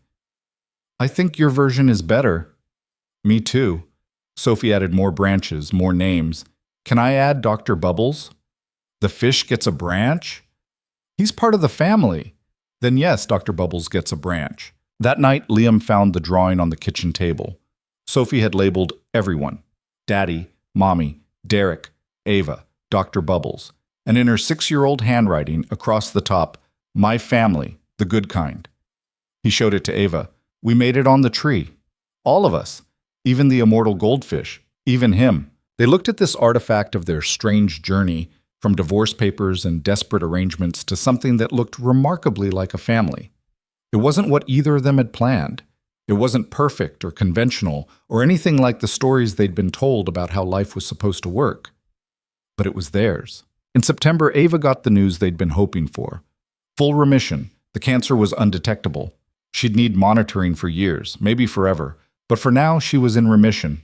She told Liam first, standing in his office with tears streaming down her face and a smile that looked like it hurt from disuse. I'm not dying. No, you're not. I get to stay, with you and Sophie and this whole messy, complicated life. He pulled her close, buried his face in her hair, felt the relief crash over him. Yeah, you get to stay. They told Sophie that night over dinner, pizza, because Ava still couldn't cook and they'd accepted this as a permanent truth. So the medicine worked? Sophie asked. Yes. And you're better? I'm better. Sophie nodded seriously, processing this. Then she said, Good. Because I was going to be really mad if you died. We just got you house-trained. House-trained? Ava repeated. Yeah, you can almost make breakfast now without setting off the smoke alarm. That's progress. Liam choked on his pizza. Ava started laughing, the kind of full-body laugh that she'd been too sick or too scared to allow before. And just like that, they were okay. Not perfect. They still fought about work-life balance and whose turn it was to take Sophie to school and whether Dr. Bubbles needed a bigger tank. Ava still worked too much sometimes. Liam still worried too much. Sophie was still bossy and brilliant and exhausting. But they were okay. In October, on what would have been their 1-year anniversary if they counted from the courthouse wedding, Liam took Ava to dinner. Real dinner. At a nice restaurant, with Sophie staying overnight at Jessica's. This feels like a date, Ava said, looking around the candlelit space. That's because it is a date. We've been married almost a year and we're just now dating? We did things backward. It's our specialty. She smiled, reached across the table to take his hand. I like our backward way. Yeah? Yeah, she paused. Can I tell you something? Always. I love you. I don't think I've said it out loud, but I do. I love you and Sophie and this life we built from absolutely nothing. Liam felt something tight in his chest loosen. I love you too. Even though you still steal the blankets. I'm working on it. I know, and I love you anyway. They finished dinner, walked home through the October night that smelled like leaves and possibility. At the townhouse, they stood in the entryway that had once felt too pristine and now felt like home. So what happens now? Ava asked. Now we live. We raise Sophie. We fight with the board. We burn dinner and rescue goldfish and figure it out as we go. That's not much of a plan. It's the only plan we've got. She kissed him, and it tasted like wine and promises and the future they'd both been too scared to believe in. Upstairs in a room that had been empty and was now full of Sophie's chaos, a nightlight projected stars onto the ceiling. Down the hall, their bedroom was a mess of shared spaces and stolen blankets and the small intimacies of two people learning to be together. In the kitchen, Dr. Bubbles swam in circles, defying all expectations by continuing to exist. And throughout the house, evidence of their strange, imperfect family, drawings and books and Sophie's jacket thrown over a chair and Ava's work bag abandoned by the door and Liam's coffee cup from that morning still unwashed in the sink. It looked like life. Messy, complicated, beautiful life. The kind that doesn't come from careful planning or strategic arrangements, but from showing up even when you're scared, from staying, even when it's hard, from choosing each other again and again until the choosing becomes automatic and the fear becomes background noise, and the love becomes the loudest thing in the room. Liam had walked into Ava's office 10 months ago thinking his life had ended. Turned out, it was just beginning. Not in the way he'd expected, not with the person he'd planned for, but in a way that mattered more than any plan ever could. Because sometimes the best things in life come from the moments when everything falls apart and you're forced to build something new from the pieces. Sometimes desperation leads to discovery. Sometimes a marriage that starts as a legal arrangement becomes the most real thing you've ever known. And sometimes, just sometimes, the thing you think will break you ends up being the thing that saves you. Sophie came home the next morning full of stories about her sleepover, dragging both of them into the living room to recount every detail. She settled between them on the couch, chattering away while Liam and Ava exchanged glances over her head. That silent communication of parents who'd learned each other's language. And then Emma's mom said we could have ice cream for breakfast, and I said, Ava lets me do that sometimes. And she said, really? And I said, yes, because that one time you did. That was once, Ava protested, and you had a stomach ache after. But it was worth it. Sophie curled against Ava's side. Can we have ice cream for breakfast today? No? Tomorrow? Also no. You're no fun anymore. Daddy, tell her she's no fun. Liam laughed. You're on your own, kid. I'm not getting in the middle of this. They spent the morning doing nothing important, lazy Sunday things that would have felt impossible a year ago. Made actual breakfast, no ice cream involved. Read the paper while Sophie worked on her art projects. Took Dr. Bubbles to the pet store for a proper tank, which Sophie insisted on decorating with a tiny castle and plastic plants. He's a fancy fish, she explained. He deserves a fancy house. By afternoon, they were all sprawled in the living room, Sophie watching a movie while Liam and Ava pretended to read, but mostly just existing in the same space. This was it, Liam thought. This was the thing worth fighting for. Not the grand gestures or the dramatic moments, but the ordinary afternoons where nothing happened except everything that mattered. His phone buzzed. Richard Voss. Carter, excellent work on the Q3 projections. Meridian is extending the contract another 3 years. Well done. He showed it to Ava, who smiled with genuine pride. You did that. We did that. No, you did. I just gave you the chance. And I'm grateful for it. Every day. Sophie looked over. Are you guys being mushy? Maybe a little, Ava admitted. Good. Parents should be mushy. It means they like each other. She went back to her movie, completely unbothered by the weird family configuration she'd inherited. That night, after Sophie was asleep in her room with her new fancy fish tank glowing softly, Liam and Ava lay in bed in the darkness. I keep waiting for the other shoe to drop, Ava said quietly. What other shoe? I don't know. Something going wrong. This feels too good to last. Or maybe it feels good because we earned it, because we fought for it. Maybe. She rolled toward him, found his hand. I'm not good at trusting good things. I know, but you're learning. Am I? You're here, aren't you? You could have run a dozen times, could have kept us at arm's length, protected yourself from getting hurt. But you didn't. I was scared to. Being scared but doing it anyway, that's called bravery, Ava. She was quiet for a long moment. Then, I'm glad you didn't quit. That first day when I gave you the Meridian account, you could have walked away. I almost did. But you didn't. No, I stayed.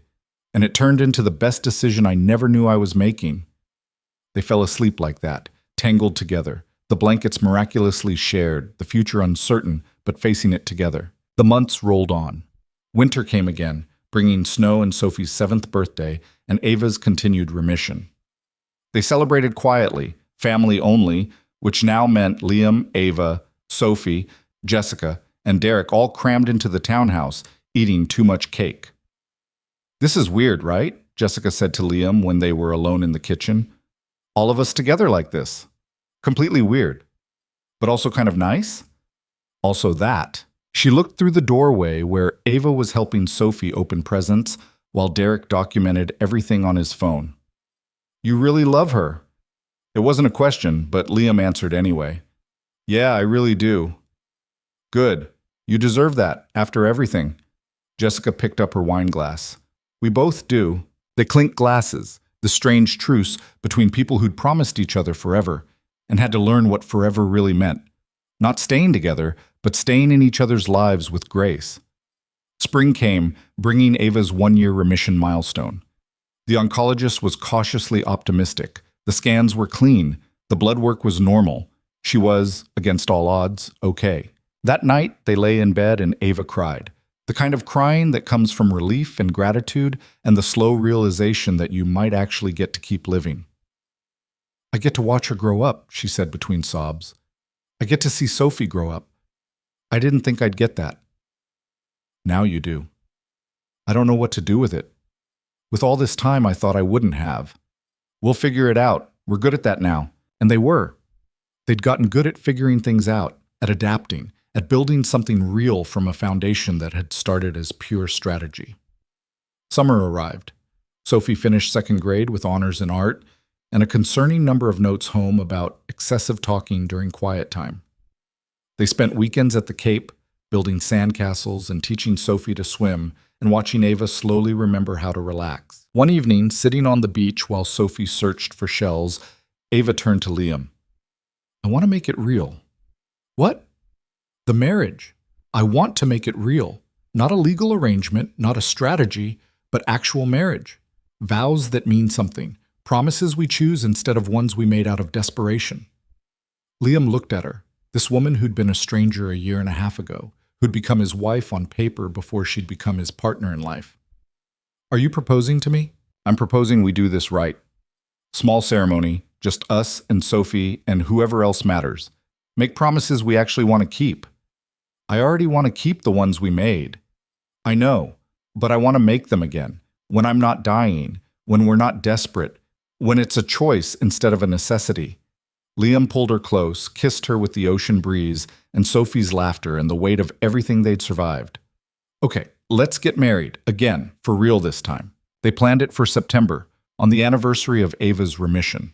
Small ceremony in the back garden of the townhouse, which Sophie had helped transform from pristine landscaping into something that actually looked alive.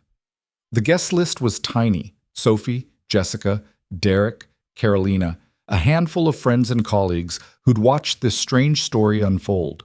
No board members, no business contacts, just people who mattered. Sophie was flower girl, a role she took so seriously she practiced her walk for 3 weeks. Jessica helped Ava find a dress. Not a wedding dress exactly, but something soft and cream-colored that made her look less like a CEO and more like a person stepping into joy. The morning of the ceremony, Liam found Ava in the bedroom, staring at herself in the mirror. "Second thoughts?" he asked. "He does. 3rd and 4th thoughts. Maybe 5th. She turned to face him. "What if I'm not good at this? At being married for real, not just on paper?" "Then we'll figure it out, like we figured out everything else." "You keep saying that." "Because it keeps being true." Sophie appeared in the doorway, already in her flower girl dress. "You look pretty, Ava." "Thank you, sweetheart." "Are you nervous?" "Very." "That's okay. My daddy says being nervous means you care." She grabbed Ava's hand. "And we want you to care. Because we care about you too." Ava knelt down, pulled Sophie into a hug that lasted longer than usual. "I love you. I don't say it enough, but I do." "I know. You show it in other ways, like letting me stay up late sometimes and buying me books and teaching me about science. Sophie pulled back. Love doesn't have to be words. It can be actions, too. Out of the mouths of 7-year-olds came wisdom that adults spent lifetimes learning. The ceremony was simple. They stood in the garden with Sophie between them, promising each other things they'd already been living, to show up, to stay, to choose each other even when it was hard, especially when it was hard. Liam's vows. I promise to drive you to the hospital and wait in uncomfortable chairs. I promise to share the blankets even though you steal them. I promise to love you and Sophie and whatever life we build together, even when it looks nothing like the plan. Ava's vows. I promise to come home for dinner. I promise to learn from Sophie how to be softer. I promise to let you help me, to trust that staying is safer than running. I promise to love you deliberately, not desperately. Sophie, unprompted, added her own. I promise to love you both and to share Dr. Bubbles, and to tell you when you're being weird. The small crowd laughed. Jessica was crying. Carolina was filming on her phone. Derek gave a thumbs up that was both dorky and sweet. They exchanged rings, new ones, chosen together, that meant choice instead of strategy. And when they kissed, it felt like beginning and continuation and everything in between. The reception was in the same garden, casual and warm, and full of the kind of joy that comes from hard-won happiness. Sophie danced with anyone who'd hold her hand. Jessica and Ava had a long conversation that ended with both of them laughing. Derek and Liam discovered a shared love of terrible action movies. As the sun set and lights came on in the garden, Liam found Ava sitting on the patio steps, watching the party she'd helped create. You okay? He asked, sitting beside her. More than okay. I'm happy. She said it like she was testing the word, seeing if it fit. Actually, genuinely happy. Me too. A year and a half ago, I thought my life was ending. Now it feels like it's finally starting. Funny how that works. She leaned her head on his shoulder. Thank you for taking a chance on a desperate CEO with terrible survival odds. Thank you for taking a chance on a desperate single father who didn't know what he was doing. We still don't know what we're doing. No, but we're doing it together. That's what matters. Sophie ran over, breathless from dancing. Come on, they're about to cut the cake. She dragged them both up, this 7-year-old force of nature who'd adapted to their weird family with more grace than either adult had managed. They cut the cake. Sophie insisted on helping, which resulted in frosting everywhere, and made toasts that ranged from heartfelt to ridiculous. Later, much later, after the guests had left and Sophie had crashed in her room, still in her flower girl dress because she'd refused to change, Liam and Ava stood in their bedroom. So, Ava said, we're really married now. We were really married before. But now it feels different, like it counts. It always counted. From the courthouse on, it counted. She kissed him, and it tasted like cake and champagne and promises they'd actually get to keep. I love you, Liam Carter, and I'm glad my cancer led me to you.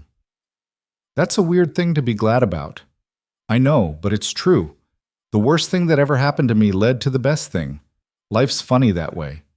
It was funny. Tragic and beautiful and completely absurd, all tangled together in ways that made sense only in retrospect. They climbed into bed, their bed now, truly theirs, and Ava curled into Liam's side without thinking about it, and he wrapped his arm around her without questioning whether he was allowed.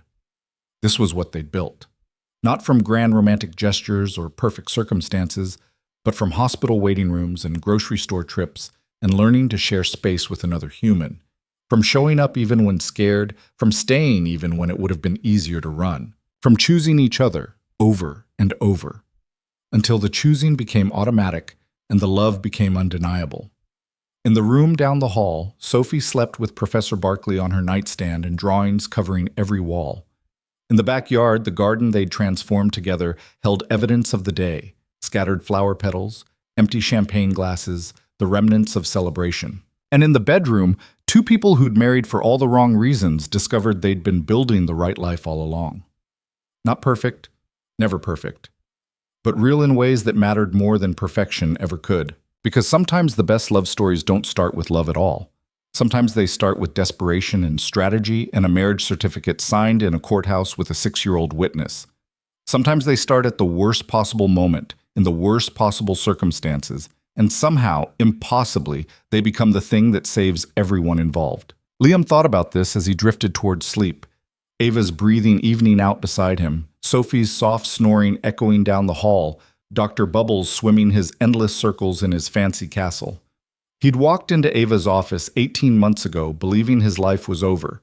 But life, it turned out, had just been preparing him for something different. Something harder and messier, and infinitely more meaningful than anything he'd planned. And as sleep finally claimed him, his last conscious thought was simple. He'd do it all again. Every difficult moment, every impossible choice, every sleepless night and terrifying diagnosis and desperate arrangement. Because it led here. To this bed, this family, this life built from broken pieces that had somehow formed something whole. And that, in the end, was worth everything.